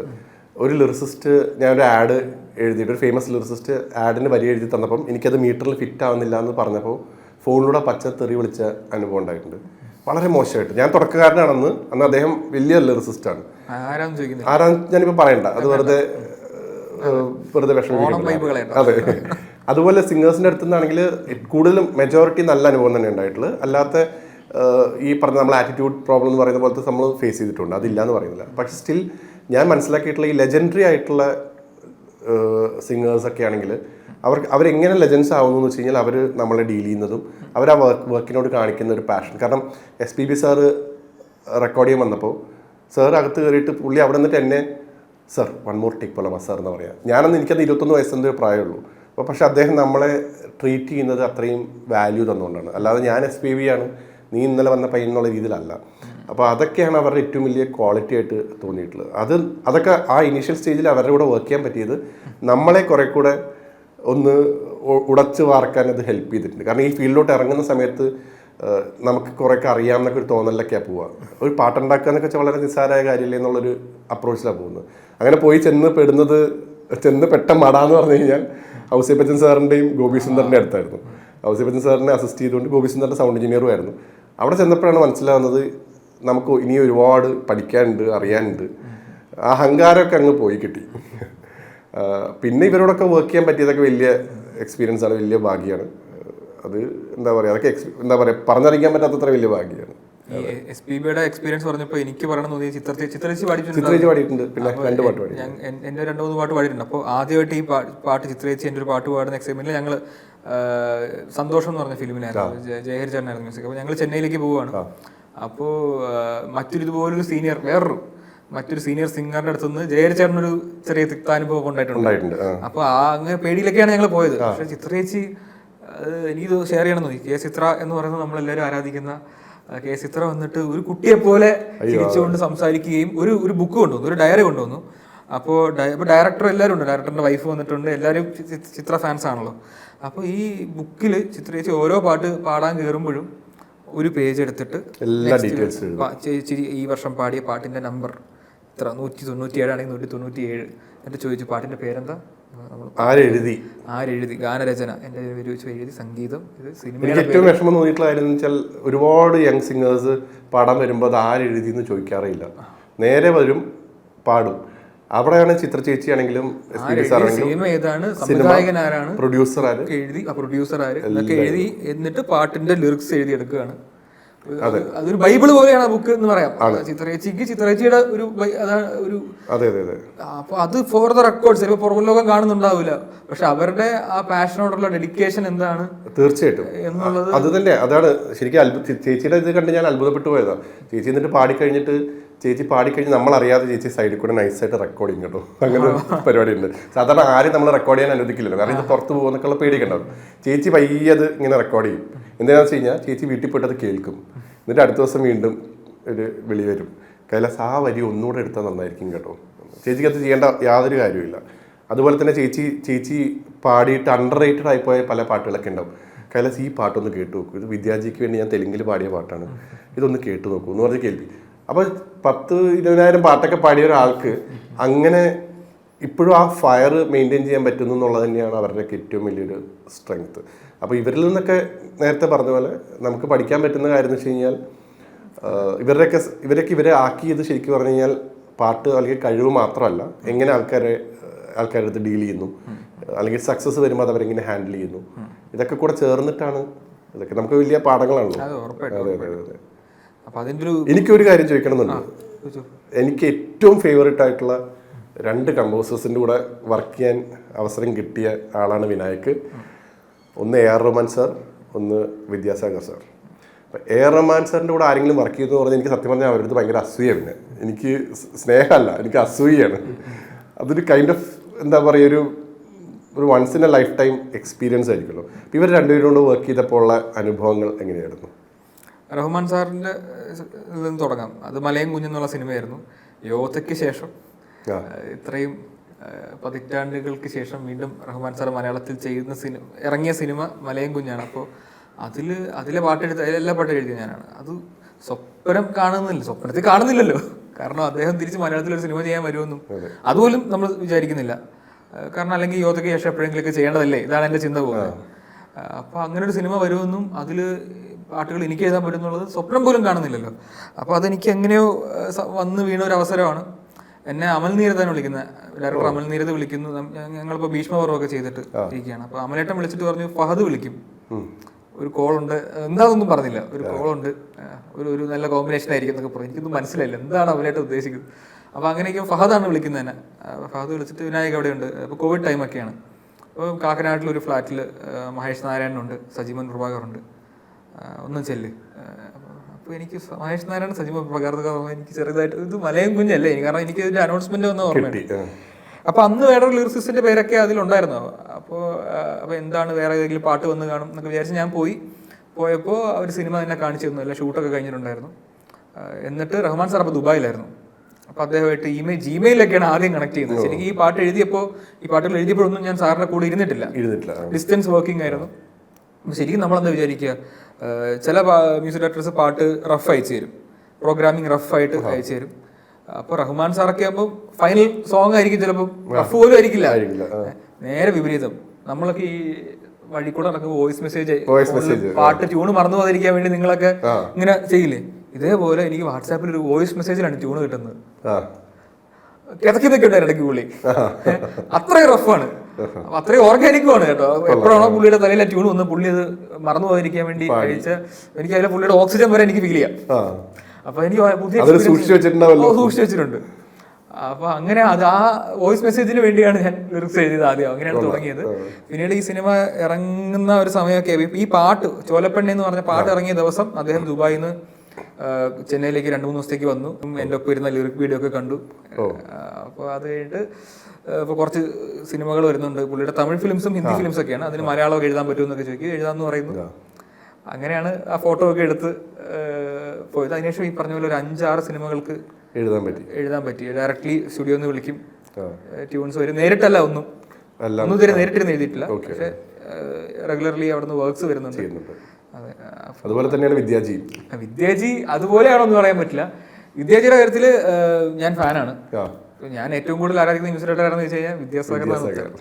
അപ്പോൾ ഞാൻ ചെന്നൈയിലേക്ക് 9th പഠിക്കുമ്പോഴാണ് ചെന്നൈയിലേക്ക് താമസം മാറുന്നത്. അപ്പോൾ ഞാൻ വിദ്യാസാഗർ താമസിക്കുന്ന സ്ഥലത്തുനിന്ന് കുറച്ച് മാറിയാണ് എനിക്ക് ഞങ്ങളുടെ വാടക വീട്, മഹാലിംഗപുരം എന്ന് പറയും. അപ്പോൾ വിദ്യാസാഗറിനൊന്നും ഒരു നോക്ക് കാണണം, അത്രേ ഉള്ളൂ. അന്ന് ഞാൻ പാട്ടെടുത്ത് കാരണമൊന്നും അറിയില്ല. സ്കൂളിൽ നിന്ന് കോളേജിലേക്ക് കയറുന്നൊക്കെ ഒരു സമയം. അപ്പോൾ വീടിന്റെ മുമ്പിൽ പോയി നിൽക്കും, ഒരു നോക്കൊന്ന് കാണാൻ, അമ്പലത്തിന് നടയിലൊക്കെ നിൽക്കുന്ന പോലെ. ഞാനതുപോലെ അദ്ദേഹത്തിന്റെ സ്റ്റുഡിയോ ഉണ്ടല്ലോ വർഷവല്ലി, അതിന് മുമ്പിൽ ഇങ്ങനെ കുറെ ചുറ്റി കറങ്ങി. ഈ വീട്ടിൽ നിൽക്കുമ്പോൾ വീട്ടിലെ ഫ്രണ്ടിലുള്ള ഒരാൾ വന്നിട്ട് പറയും, സാറെങ്കിൽ ഇല്ലേ, സാറെ സ്റ്റുഡിയോ അല്ലേ എന്ന് പറയും. അപ്പൊ വർഷവല്ലെങ്കിൽ പോകും, അവിടെ നിൽക്കുമ്പോൾ അവിടുത്തെ ആളെന്ന് പറയും, സാറ് ഇവിടെയല്ല വീട്ടിലാന്ന് പറയും. അപ്പൊ ഇങ്ങനെ ഇവിടെയൊക്കെ നിന്നിട്ടുണ്ട്. പിന്നെ എൻ്റെ ഒരു വിഷ്ണു എന്ന് പറഞ്ഞൊരു ഫ്രണ്ട്, കോളേജിൽ പഠിച്ചൊരു ഫ്രണ്ട്, അവന് വിദ്യാസാഗറിനോട് അസിസ്റ്റ് ചെയ്യാനാണ് ചെന്നൈയിലേക്ക് വണ്ടി കയറിയത് തന്നെ. അവന് ഞാനും അവനും കൂടെ നിൽക്കാൻ തുടങ്ങി, ദാസനും വിജയനൊക്കെ നിൽക്കുന്നവര്. അങ്ങനെ നിന്ന് ഞങ്ങൾ പിന്നെ കാണുകയും സംസാരിക്കുകയും അടുക്കുകയും അങ്ങനെ ഒരു 10-13 വർഷത്തെ ബന്ധമാണ് വിദ്യാസാഗർ സാറുമായിട്ടുള്ളത്. അതൊരു ഫാൻ എന്ന നിലയിൽ തുടങ്ങി. പിന്നീട് ഏതോ ഒരു ഘട്ടത്തിൽ പാട്ടെഴുതാൻ ഒരു പുതിയ ആള് വേണം എന്നൊക്കെ പറഞ്ഞപ്പോൾ സാറിന്റെ മാനേജറും ഞാനില്ലായിരുന്നു, സാറിന്റെ മാനേജറും വിഷ്ണു ഒക്കെ പറഞ്ഞു, വരുന്ന വിനായക് എന്ന് പറഞ്ഞിരുത്തില്ലേ, പാട്ടെഴുതും, സിനിമയിൽ പാട്ടെഴുതുന്നുണ്ടോ, അവനാ അവനെ വിളിക്ക് എന്നൊക്കെ പറഞ്ഞ് അടുത്ത ദിവസം ഞാൻ വന്നു. അപ്പോൾ പാട്ടെഴുതുമോ എന്നൊക്കെ ചോദിച്ചു. എഴുതും എന്നൊക്കെ പറഞ്ഞിട്ട് സ്പോട്ടിൽ കുറെ ട്യൂണ് തരിക. ആ മുറിയാ മറ്റേ അമ്പലം പോലെ കാണുന്ന മുറിയാ. അന്ന് ആദ്യമായിട്ടാണ് ആ മുറി കയറുന്നത്. അതുവരെ സ്റ്റുഡിയോയിലൊക്കെ പോകുമെങ്കിൽ ആ മുറി കയറിയിട്ടില്ല, പുറത്തുനിന്നേ കണ്ടുള്ളൂ. പുള്ളി കമ്പോസ് ചെയ്യുന്ന ഇറങ്ങും. അപ്പോൾ അവിടെ ഒരു നിലത്തൊരു മെത്ത വൈറ്റ്, ഫുൾ വൈറ്റ് ആണ്, മെത്ത വൈറ്റ്. അപ്പോൾ അതിനകത്ത് വൈറ്റ് ഡ്രസ്സൊക്കെ ഇട്ട് വിദ്യാചിരിക്കുന്നു ഹാർമോണിയത്തിൽ പാട്ടെഴുതുന്നു പറഞ്ഞപ്പോൾ സ്പോട്ടിൽ 4-5 മീറ്റർ, അത് ഭയങ്കര കടുകട്ടി മീറ്റർ എഴുത് എന്നൊക്കെ പറഞ്ഞു. ഇത് മറ്റേ സ്പോട്ടില്. അവര് കുഴപ്പമില്ല, നീ വലിയ കവിത ഒന്നും എഴുതണ്ട, ഈ മീറ്ററിന് പറ്റുന്ന എന്തെങ്കിലും ഡമ്മി എഴുതിയാലും മതി, പക്ഷെ എഴുത്. അങ്ങനെ കുറെ സംഭവം എഴുതി. അപ്പൊ ഉടനെ അടുത്ത ട്യൂൺ വരും, എഴുത്. ഇതൊന്നും സിനിമയിലല്ലെന്ന് എനിക്കറിയാം, എഴുതുന്നുണ്ടോ നോക്കാനാ. അപ്പൊ എന്നിട്ട് എനിക്ക് കുറെ ഇന്റൻസീവ് ട്രെയിനിങ് പോലെ തന്നെ പറഞ്ഞു തന്നു. കുറെ കണ്ണദാസന്റെയും വാലിയുടെയും ഒക്കെ വരികളൊക്കെ എക്സാമ്പിൾ പറഞ്ഞുകൊണ്ട്, ഇങ്ങനെ ഒരു ട്യൂൺ വന്നാൽ എന്നാണ് പാടുന്നതെങ്കിൽ സ്റ്റക്കാറ്റ ഫീൽ ചെയ്യുന്ന രീതിക്ക് എഴുതണം. ഇവിടെ ഇങ്ങനെ സസ്റ്റെയിൻ ആണെങ്കിൽ അവിടെ ഒരു വവല് വെച്ച് ഒരുപാട് പേർക്ക് പറ്റാത്ത ഒരു കാര്യം മീറ്റർ മനസ്സിലാക്കാതെ കുറെ എഴുതി വിടും. അപ്പൊ അവിടെ അമ്മ നീട്ടാൻ പറ്റില്ലല്ലോ. അപ്പൊ അവിടെ ഏന്നോ തന്നെ ആ വാക്ക് അവസാനിക്കണം എന്നൊക്കെ പറഞ്ഞ് ഭയങ്കര ട്രെയിനിങ് തന്നു. പിന്നെ കോവിഡ് സമയത്ത് ആ സിനിമയിൽ ഞാൻ പാട്ട് എഴുതിയെങ്കിൽ ആ സിനിമയുടെ സ്ക്രിപ്റ്റ് ഒക്കെ പിന്നീട് റെക്കോർഡിംഗ് വരെ കഴിഞ്ഞ പാട്ടായിരുന്നു. ഒരു ഫേമസ് സിനിമ തന്നെയായിരുന്നു, സത്യൻ തിക്കാട് സാറിന്റെ ഒരു സിനിമയായിരുന്നു. പക്ഷെ അതിന്റെ സ്ക്രിപ്റ്റ് ഒക്കെ പിന്നീട് മാറി, ആ പാട്ട് സിനിമയിൽ നിന്ന് മാറി. അപ്പൊ അതിന്റെ ഒരു വലിയ ഡിപ്രഷൻ ആയിരുന്നു ആ സമയത്ത്. ഞാൻ ഇരുന്നിരുന്ന് രാത്രി നല്ല അനുഭവങ്ങളാണ്, കുറച്ച് സ്ട്രോങ് ആക്കുമല്ലോ. രാത്രി കരഞ്ഞ് കുറെ ഞാൻ സ്ട്രോങ് ആയി. പിന്നീട് കോവിഡ് സമയത്ത് കാത്തിരുന്ന പോലെ ലാൽ ജോസ് സാറിന്റെ സോളമന്റെ തേനീച്ചകൾ എന്നുള്ള സിനിമയിൽ അദ്ദേഹമായിട്ട് വർക്ക് ചെയ്യാൻ പറ്റി, ആശ തീർക്കുന്ന രീതിക്ക്. കാരണം അതില് കോവിഡ് ആകുമ്പോൾ ഒരുപാട് സമയമുണ്ടല്ലോ. അപ്പൊ ഒരു പാടിന് എന്നെ വിദ്യാർത്ഥി ഒരുപാട് ട്യൂണിടും. അപ്പൊ എല്ലാത്തിലും ഞാൻ എഴുതും. അപ്പൊ അവസാനം ലാൽ ജോസ് സാർ ഒരു പോയിന്റ് കഴിഞ്ഞ് പറഞ്ഞു, മതി, ഇത്ര മതി. ഞാൻ ആലോചിച്ചിട്ടുള്ള കാര്യം അത് തന്നെയാണ്. അതായത് ഞാൻ കൊത്ത് എന്ന് പറഞ്ഞ സിനിമ സിബി മലയിൽ സാറിന് വേണ്ടി വർക്ക് ചെയ്തിട്ടുണ്ട്. അപ്പൊ ഞാൻ ആലോചിച്ചെന്ന് വെച്ച് കഴിഞ്ഞാൽ ഈ വിദ്യാസാഗർ സാറിൻ്റെ കൂടെയും രവീന്ദ്ര മാഷിൻ്റെ കൂടെയും ഒക്കെ വർക്ക് ചെയ്തിട്ട് അവർ നമ്മുടെ അടുത്ത് വന്നിരുന്ന് കമ്പോസ് ചെയ്യുമ്പോൾ നമ്മുടെ അടുത്ത് ഒരു വർക്ക് ചെയ്യുമ്പോൾ എന്തായിരിക്കും അവർക്ക് തോന്നുന്നുണ്ടാവുക? കാരണം നിമിഷ നേരം കൊണ്ട് അവരിങ്ങനെ 3, 4, 5 ട്യൂണൊക്കെ ഇട്ട് കൊടുക്കില്ലേ. നമ്മളാണെങ്കിൽ ഒരാഴ്ച ഇരുന്നിട്ട് ഒരു ട്യൂൺ, സാർ ഇതാണ് സാർ നമ്മുടെ പാട്ടെന്ന് പറഞ്ഞാൽ ചെല്ലുക. ആ ഒരു ചേഞ്ച് ഉണ്ടല്ലോ. അപ്പോൾ അവർക്കൊക്കെ നമ്മളൊക്കെ അക്സെപ്റ്റ് ചെയ്യാൻ പറ്റുമെന്ന് പോലും നമുക്ക് ആദ്യമൊക്കെ ഒരു തോന്നലുണ്ടായിരുന്നു. വിനായകനുണ്ടായിക്കാണല്ലോ ഈ ഗിരീഷ് പത്മേരിയുടെ കൂടെ ഒക്കെ അദ്ദേഹത്തിനോട് ഒരുപാട് വർക്ക് ചെയ്തിട്ടുള്ള ആളാണ്. ഞാൻ പ്രതീക്ഷ എങ്ങനെയാണെന്ന് നമ്മളിപ്പോൾ യങ് ആയിട്ടുള്ള ഡയറക്ടേഴ്സായിട്ടൊക്കെ ഒരു പാട്ട് എഴുതുമ്പോൾ ഒരു 10 കറക്ഷൻ പറയുമെങ്കിൽ ഉറപ്പായിട്ട് ഇവരുടെ പാട്ട് എഴുതുമ്പോൾ ഒരു 100 കറക്ഷൻ പ്രതീക്ഷിക്കുമല്ലോ. നമ്മൾ അങ്ങനെ പ്രതീക്ഷിച്ചാണ് പോകുന്നത്. നേരെ തിരിച്ചാണെന്നുള്ളത് എന്റെ കണ്ണ് തുറപ്പിക്കുന്ന ഒരു എക്സ്പീരിയൻസ് ആണ്. ലാൽ ജോസ് സാർ സിറ്റുവേഷൻ പറഞ്ഞു തരും, എന്നിട്ട് ബാക്കി നമുക്ക് ആ സ്പേസ് തരുവാണ്. ഞാനത് വിദ്യാസാഗർ സാർ ഒരു ഇന്റർവ്യൂവിൽ പറയുന്നത് കേട്ടിട്ടുണ്ട്. എങ്ങനെയാണ് വിദ്യാസാഗർ സാറും ലാൽ ജോസ് സാറും കൂടെ ഒന്നിക്കുമ്പോൾ ഇത്രയും ബ്യൂട്ടിഫുൾ ആയിട്ടുള്ള സോങ്സ് വരുന്നതെന്ന് ചോദിച്ചു. അദ്ദേഹം പറഞ്ഞ ആൻസറും ഇത് തന്നെയാണ്. ആ ഒരു freedom, complete freedom Lal Jose sir Vidyasagar സാറിന് കൊടുക്കും. അപ്പോൾ അങ്ങനെ ഒരു ഫ്രീഡം കിട്ടുമ്പോൾ നമുക്ക് റെസ്പോൺസിബിലിറ്റി കൂടും. നമ്മുടെ റെസ്പോൺസിബിലിറ്റി പിന്നെ നമുക്ക് ഏത് അറ്റം വരെ ഏത് ലെവലിലോട്ട് ചിന്തിക്കാനും പറ്റും. അപ്പൊ നമുക്ക് പല പ്രോജക്ട്സും ചെയ്യുമ്പോൾ കിട്ടാതെ പോകുന്നതും പലപ്പോഴും അതാണ്. അതായത് ഒന്നുകിൽ മ്യൂസിക് ഡയറക്ടറിനെയോ അല്ലെങ്കിൽ ലിറിസിസ്റ്റിനെ ട്രസ്റ്റ് ചെയ്യണം. കാരണം നമ്മളെപ്പോഴും സ്റ്റഡി ചെയ്തുകൊണ്ടിരിക്കുകയായിരിക്കുമല്ലോ അടുത്തത് എന്ത് വന്നാൽ വർക്കാവുന്നു. അപ്പോൾ ഒന്നുകിൽ ട്രസ്റ്റ് ചെയ്യണം, അല്ലെങ്കിൽ കൃത്യമായ ഗൈഡൻസ് തരാൻ പറ്റണം. രണ്ടിന്റെ ഇടയിലുള്ള ഒരു പരിപാടി വലിയ ബുദ്ധിമുട്ടാണ്. ഇവിടെ ഫുൾ ഫ്രീഡം ആയിരുന്നു. അതെനിക്ക് ഇപ്പോഴും ഓർമ്മയുണ്ട്. ഒരു പാട്ട് വിദ്യാജി ട്യൂൺ ഇട്ടു. അദ്ദേഹം ഫസ്റ്റ് മീറ്റിംഗ് നമ്മൾ മറ്റേ ഫേസ് ടൈം വെച്ചിട്ട് വീഡിയോ കോളിലായിരുന്നു. ഞാനും ലാൽ ജോസ് സാറും ബാക്കി ടീമും ഒക്കെ കൊച്ചിയിലുണ്ട്. വിദ്യാജി മാത്രം വീഡിയോ കോളിലായിരുന്നു. പിന്നീട് നേരിട്ടൊക്കെ പോയിരുന്നു. അപ്പോൾ ഈ വീഡിയോ കോളിരിക്കുന്ന സമയത്ത് അദ്ദേഹം ഒരു പാട്ട് കമ്പോസ് ചെയ്തു. ഇപ്പോൾ ഞാൻ എഴുതുകയാണ്. അപ്പോൾ എഴുതുമ്പോൾ ലാൽ ജോസ് സാർ അല്ലാതെ ടീമിലുള്ള മറ്റൊരാൾ നല്ല ഉദ്ദേശത്തോടു കൂടി തന്നെ അതിൽ ഇങ്ങനെയൊക്കെ ചെയ്ത് നന്നാവും എന്തോ പറയാൻ പോയപ്പോഴേക്കും ലാൽ ജോസ് സാർ അതോട് അറിയാം അവർ ചെയ്തോളും. അപ്പൊ ഇവരുടെ പടത്തിൽ ലാൽ ജോസ് സാറിന്റെ ഒക്കെ പടത്തിൽ വിദ്യാജി മാറി ഔസേപ്പച്ച സാർ ചെയ്താലും അലക്സ് പോൾ ചെയ്തപ്പോഴും ആര് ചെയ്തപ്പോഴും പാട്ടുകൾ നല്ലതാവുന്നതിന്റെ കാരണം ഈ സെൻസ് എന്ന് പറയുന്നത് മ്യൂസിക്കിന്റെ ടേസ്റ്റും പിന്നെ ആർട്ടിസ്റ്റിനെ സെലക്ട് ചെയ്യുന്നത് അത്രയും ഒരു ആർട്ടിസ്റ്റിനെ ഈ പടത്തിൽ സെലക്ട് ചെയ്യുമെങ്കിൽ അത്രയും ചിന്ത ഇവർ അതിൽ ഇട്ടിട്ടുണ്ട്. തീർച്ചയായിട്ടും അവരുടെ ചിന്ത തന്നെയാണത്. പിന്നെ എപ്പോഴും ശരിക്കും ആർട്ടില് നമ്മൾ എപ്പോഴും നമുക്ക് നമ്മളെക്കാൾ നന്നായിട്ട് കോൺട്രിബ്യൂട്ട് ചെയ്യാൻ പറ്റുന്ന ആൾക്കാരുടെ കൂടെ വർക്ക് ചെയ്യുമ്പോഴാണ് നല്ല ആർട്ട് ഉണ്ടാവുക. ഇപ്പം ഞാൻ നല്ലൊരു മ്യൂസിക് ഡയറക്ടർ ആണ് എന്നുണ്ടെങ്കിൽ എന്നെക്കാൾ നല്ലൊരു മ്യൂസീഷ്യൻ്റെ കൂടെ ഞാൻ വർക്ക് ചെയ്യുമ്പോഴേ അത് അടുത്ത ലെവലിലോട്ട് പോവുള്ളൂ. അപ്പം അത് മനസ്സിലാക്കാൻ പറ്റാതെ വരുമ്പോഴാണ് പലപ്പോഴും ഈ പറഞ്ഞ പോലെ നാരോ മൈൻഡഡ് ആയിട്ട് പോകുന്നത് എനിക്ക് തോന്നിയിട്ടുണ്ട്. അപ്പം എന്തായാലും നല്ല കാര്യമാണത്. കൈലാസേട്ടാ, അപ്പോൾ ഒരു പാട്ടില്ലാതെ നമുക്ക് എങ്ങനെയാണ് തീർക്കാൻ പറ്റുക? ഒന്നെങ്കിൽ കൈലാസേട്ടൻ്റെ ചെയ്തതിൽ ഇഷ്ടമുള്ള ഏതെങ്കിലും പാട്ട്, അല്ലെങ്കിൽ കൈലാസേട്ടൻ കേട്ട് ഇഷ്ടപ്പെട്ട പാട്ടുകൾ, അല്ലെങ്കിൽ നമ്മൾ ഒരുമിച്ച് എഴുതി എനിക്ക് ഫിലിം ഫെയർ അവാർഡൊക്കെ കിട്ടിയിരുന്നല്ലോ വാശി ആൽബത്തിന്. വിനായകായിരുന്നതിൽ എല്ലാ പാട്ടുകളും എഴുതിയത്. അപ്പോൾ വാശിയിലത്തെ പാട്ട് യാതൊന്നും പറയാതെ ഒരുപാട് പേർക്ക് പേഴ്സണലി എനിക്ക് ഏറ്റവും കൂടുതൽ മെസ്സേജസ് വരാറുള്ള ഒരു പാട്ടാണ്. ഒരുപാട് പേർക്ക് ഇഷ്ടമാണെന്ന് പറഞ്ഞിട്ട് പല ജനറേഷൻസിലുള്ള ആൾക്കാർക്ക് വർക്കായിട്ടുള്ള ഒരു പാട്ടാണ്. യങ്സ്റ്റേഴ്സിനും ബോയ്സും ഗേൾസും ഒക്കെ ഒരേപോലെ ആസ്വദിക്കുന്ന ബ്രേക്കപ്പും എൻ്റെ വരികൾ എനിക്ക് അത് എടുത്തു പറയണം തോന്നിയിട്ടുള്ള ഒരു കാര്യം കേട്ടോ. ഇപ്പൊ വിനായകന്റെ ഇപ്പൊ റീസെന്റ് ഇറങ്ങുന്ന പല പാട്ടുകളും ശ്രദ്ധിച്ചു കഴിഞ്ഞാൽ വരികൾ കാരണം ഹിറ്റായ പാട്ടുകൾ ഒരുപാട് ഉണ്ടാവുന്നുണ്ട് വിനായകന്റെ ഇതിൽ. മ്യൂസിക്കിനേക്കാൾ കൂടുതൽ ലിറിക്സ് ആണ് ആ പാട്ടിനെ ഹിറ്റാക്കി മാറ്റിയിരിക്കുന്നത്. ഇപ്പോൾ പൈങ്കിളിയിലത്തെ പാട്ടുകളാണെങ്കിലും അതെ, ഒരുപാട് റീസെൻ്റ്ലി വന്നിട്ടുള്ള രസകരമായ ഒരുപാട് പാട്ടുകളുടെ വരികൾ എനിക്ക് തോന്നുന്നു നമ്മുടെ ആവേശത്തിലത്തെ സോങ്സിൻ്റെ വരികൾ ആണ് ശരിക്കും എനിക്ക് എപ്പോഴും ഭയങ്കര ക്യാച്ചി ആയിട്ട് തോന്നിയിട്ടുള്ളത്. ഇവനെ പടച്ചു വിട്ട കടവുൾക്ക് 10ൽ 10 എന്നുള്ള ആ ഒരു വരിയൊക്കെ വരുമ്പോഴല്ലോ ട്യൂൺ ഡെഫിനറ്റ്ലി വർക്കിംഗ് ആണ്, എനർജറ്റിക് ആണ്, പക്ഷെ വരികളാണ് അതിനെ വേറൊരു തലത്തിലോട്ട് എത്തിച്ചേക്കുന്നത്. അപ്പം ആ ഒരു ക്രെഡിറ്റും കൂടെ തന്നുകൊണ്ട് പാട്ട് പാടും. യാതൊന്നും പറയാതെ 4 വരി പാടിയോട്ടെ. യാതൊന്നും പറയാതെ രാവേ പോകുന്നു പടിവാതിലൂടെ, ലാവൊന്നും പൊഴിയാതെ തൂമഞ്ഞോടലിയാതെ ഈ മണ്ണിൻ മൗനം തിരയാതെ, കാതിലരുളാൻ പാതിവരിതൻ ഈണമിനി എന്തിനായി, താനയകമേ വീണു പിടയും പ്രാണനിനി എന്തിനായി, പാതി വഴി തീരുമ്പോൾ നീ അകലമായുമ്പോൾ നിരണിയുമാശ എന്തിനായി, ഞാനൊരുകുമോർമ്മ എന്തിനായി, യാതൊന്നും പറയാതെ രാവേ പോകുന്നു പടിവാതിലൂടെ. ലിറിക്സ് നോക്കി പാടാന്ന് വെച്ചപ്പോൾ ലിറിക്സ് മുഴുവൻ തെറ്റ്. ഏത് വെബ്സൈറ്റ് ആണ്? ഏതോ ആദ്യം കിട്ടിയ സാധനം തന്നെ ക്ലിക്ക് ചെയ്ത് പാടി, നോക്കി വന്നപ്പോൾ ഇതൊന്നും അല്ലല്ലോ പാട്ടിന്റെ വരികൾ എന്നുള്ള അവസ്ഥയായി പോയി. ഈ വിനായകനോട് വർക്ക് ചെയ്യുമ്പോൾ ഏറ്റവും എളുപ്പമുള്ളൊരു സുഖമുള്ളൊരു കാര്യം എന്താ വെച്ച് കഴിഞ്ഞാൽ, നമ്മളിപ്പോൾ ഒരു ട്യൂണോ അല്ലെങ്കിൽ ഒരു ഐഡിയ കൊടുത്തു കഴിഞ്ഞാൽ വിനായക് അത് പാടി നമുക്ക് തിരിച്ചയച്ചു തരും കൃത്യമായ മീറ്ററിൽ. അപ്പോൾ നമുക്ക് ഭയങ്കര എളുപ്പമാണ്. പിന്നെ മീറ്റർ ഇതാണോ ചെക്ക് ചെയ്യേണ്ട ആവശ്യമില്ല, കറക്റ്റായിട്ടുണ്ടാവും. അപ്പോൾ വിനായക് ആ മീറ്ററിൽ ഒരു മ്യൂസിക് ഡയറക്ടറിന് അയച്ചു കൊടുക്കുന്നത് എങ്ങനെയാണെന്ന് അറിയിക്കാൻ, ബാക്കിയുള്ളവർക്ക് മനസ്സിലാവാനായിട്ട് ഒരു പാട്ട് വിനായകിൻ്റെ തന്നെ. ഒരു എക്സാമ്പിൾ ഇപ്പോൾ ആവേശത്തിലത്തെ ഒരു സോങ് എങ്ങനെയായിരിക്കും വിനായക് സുഷിന് അത് കൊടുത്തിട്ടുണ്ടാവുക? കാരണം അതെല്ലാം കൂടുതൽ ലിറിക്സ് എഴുതിയ ശേഷം മ്യൂസിക് ചെയ്ത പാട്ടുകളല്ലേ? രണ്ട് രീതിയിൽ മ്യൂസിക് രണ്ടുമുണ്ട്. ഓക്കെ, അപ്പോൾ അതിലത്തെ ഇപ്പോൾ ജാട എന്നുള്ള സോങ് അതെങ്ങനെയായിരിക്കും വിനായക് അയച്ചു കൊടുത്തിട്ടുണ്ടാവുന്ന വിനായകിന്റെ തന്നെ പാട്ടിലൂടെ കേൾക്കാൻ പറ്റുമോ? അത് ഇപ്പോ ട്യൂണിപ്പോ ഇങ്ങനെ പോകുന്ന ബ്രോക്കൺ ഫ്രേസുകളുള്ള ട്യൂണാണല്ലോ. ചെറിയൊരു റാപ്പ് സ്വഭാവം ഉണ്ട്, എന്നാൽ ഇച്ചിരി മെലഡിക്കുമാണ്. അപ്പോൾ നമ്മളത് എഴുതിയിട്ട് അവരുടെ മുമ്പിൽ ഞാൻ പാടുമായിരുന്നു, അയച്ചു കൊടുക്കുകയായിരുന്നു, പാടി കേൾക്കാം. അത്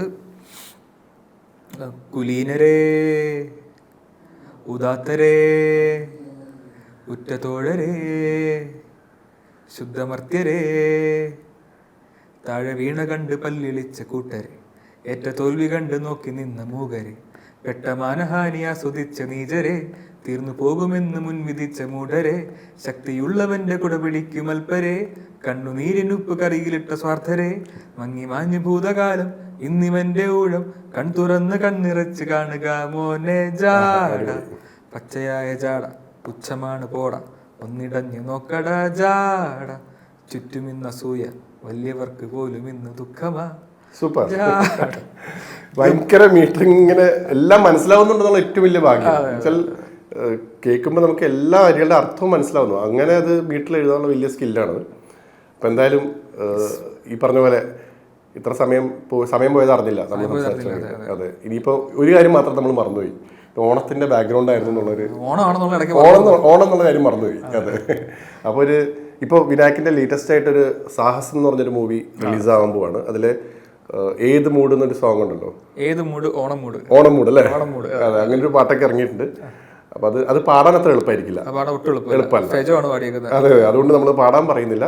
പക്ഷെ അത് നല്ലോണം നോട്ടഡ് ആയിട്ടുണ്ട്, ശ്രദ്ധിക്കുന്നുണ്ട്. ശരിക്കും ഇൻസ്റ്റാഗ്രാം ഒക്കെ മനസ്സിൽ കണ്ടുകൊണ്ടുണ്ടാക്കിയൊരു പാട്ട് കേട്ടപ്പോൾ മനസ്സിലായി. കറക്റ്റ് എല്ലാത്തിനെയും മാച്ച് ചെയ്ത് റംസാന്റെ ഡാൻസും എല്ലാം കൂടെ വന്ന് ബിപിൻ അല്ല മ്യൂസിക്, ബിപിനാണ്. ഈ ഓണത്തിന് ഒരുപാട് മെലോഡിയസ് പാട്ടുകളുണ്ടല്ലോ. അതെ അതെ അതെ, ഓണത്തിന് ഡാൻസ് ചെയ്യാൻ ഒരു ഓണപ്പാട്ട് കൂടെ ചെയ്തേക്കാം എന്നൊരു ഐഡിയയിൽ. നല്ല ഐഡിയ ആണ്, വളരെ നന്നായി. കാരണം കഴിഞ്ഞ വർഷമൊക്കെ നോക്കിയപ്പോൾ ആളുകൾ തമിഴിലേക്ക് മനസ്സിലായോ എന്നുള്ള പാട്ടൊക്കെ ഇട്ടോ ഡാൻസ് ചെയ്യുന്ന ഓണത്തിന്. എന്തിനാണ് അത്, നമുക്ക് മലയാളത്തിൽ ഒരു പാട്ട് കൊടുക്കാം. നല്ല ഐഡിയ ആണ്, എന്തായാലും അത് ശ്രദ്ധിക്കപ്പെട്ടിട്ടുണ്ട്. അപ്പോൾ തുടർന്ന് ഇനിയും അങ്ങോട്ട് ഒരുപാട് ഹിറ്റ് പാട്ടുകൾ ഉണ്ടാവട്ടെ. പാട്ടുകൾക്ക് എന്നെ വിളിക്കാം. അതെ, അങ്ങനല്ല, നമ്മളെന്തായാലും വർക്ക് ചെയ്യുമല്ലോ. നമ്മൾ അടുത്ത പാട്ടിൽ എത്രയും പെട്ടെന്ന് വീണ്ടും നമുക്ക് കൂടാം. പിന്നെ മറ്റേ ഫോർമൽ ആയിട്ടുള്ള ഇതില്ലേ, എല്ലാവർക്കും ഓണാശംസകൾ. അത് പറയാം. അപ്പോൾ ഇത്രയും നേരം ഞങ്ങളുടെ വർത്തമാനമൊക്കെ കേട്ടിരിക്കാൻ മനസ്സ് കാണിച്ച എല്ലാ പ്രേക്ഷകർക്കും എൻ്റെ ഓണാശംസകൾ. കൈലാസേട്ടൻ പറയും. ജനൻ TV പ്രേക്ഷകർക്ക് എല്ലാവർക്കും ഹൃദയം നിറഞ്ഞ ഓണാശംസകൾ. ഹാപ്പി ഓണം.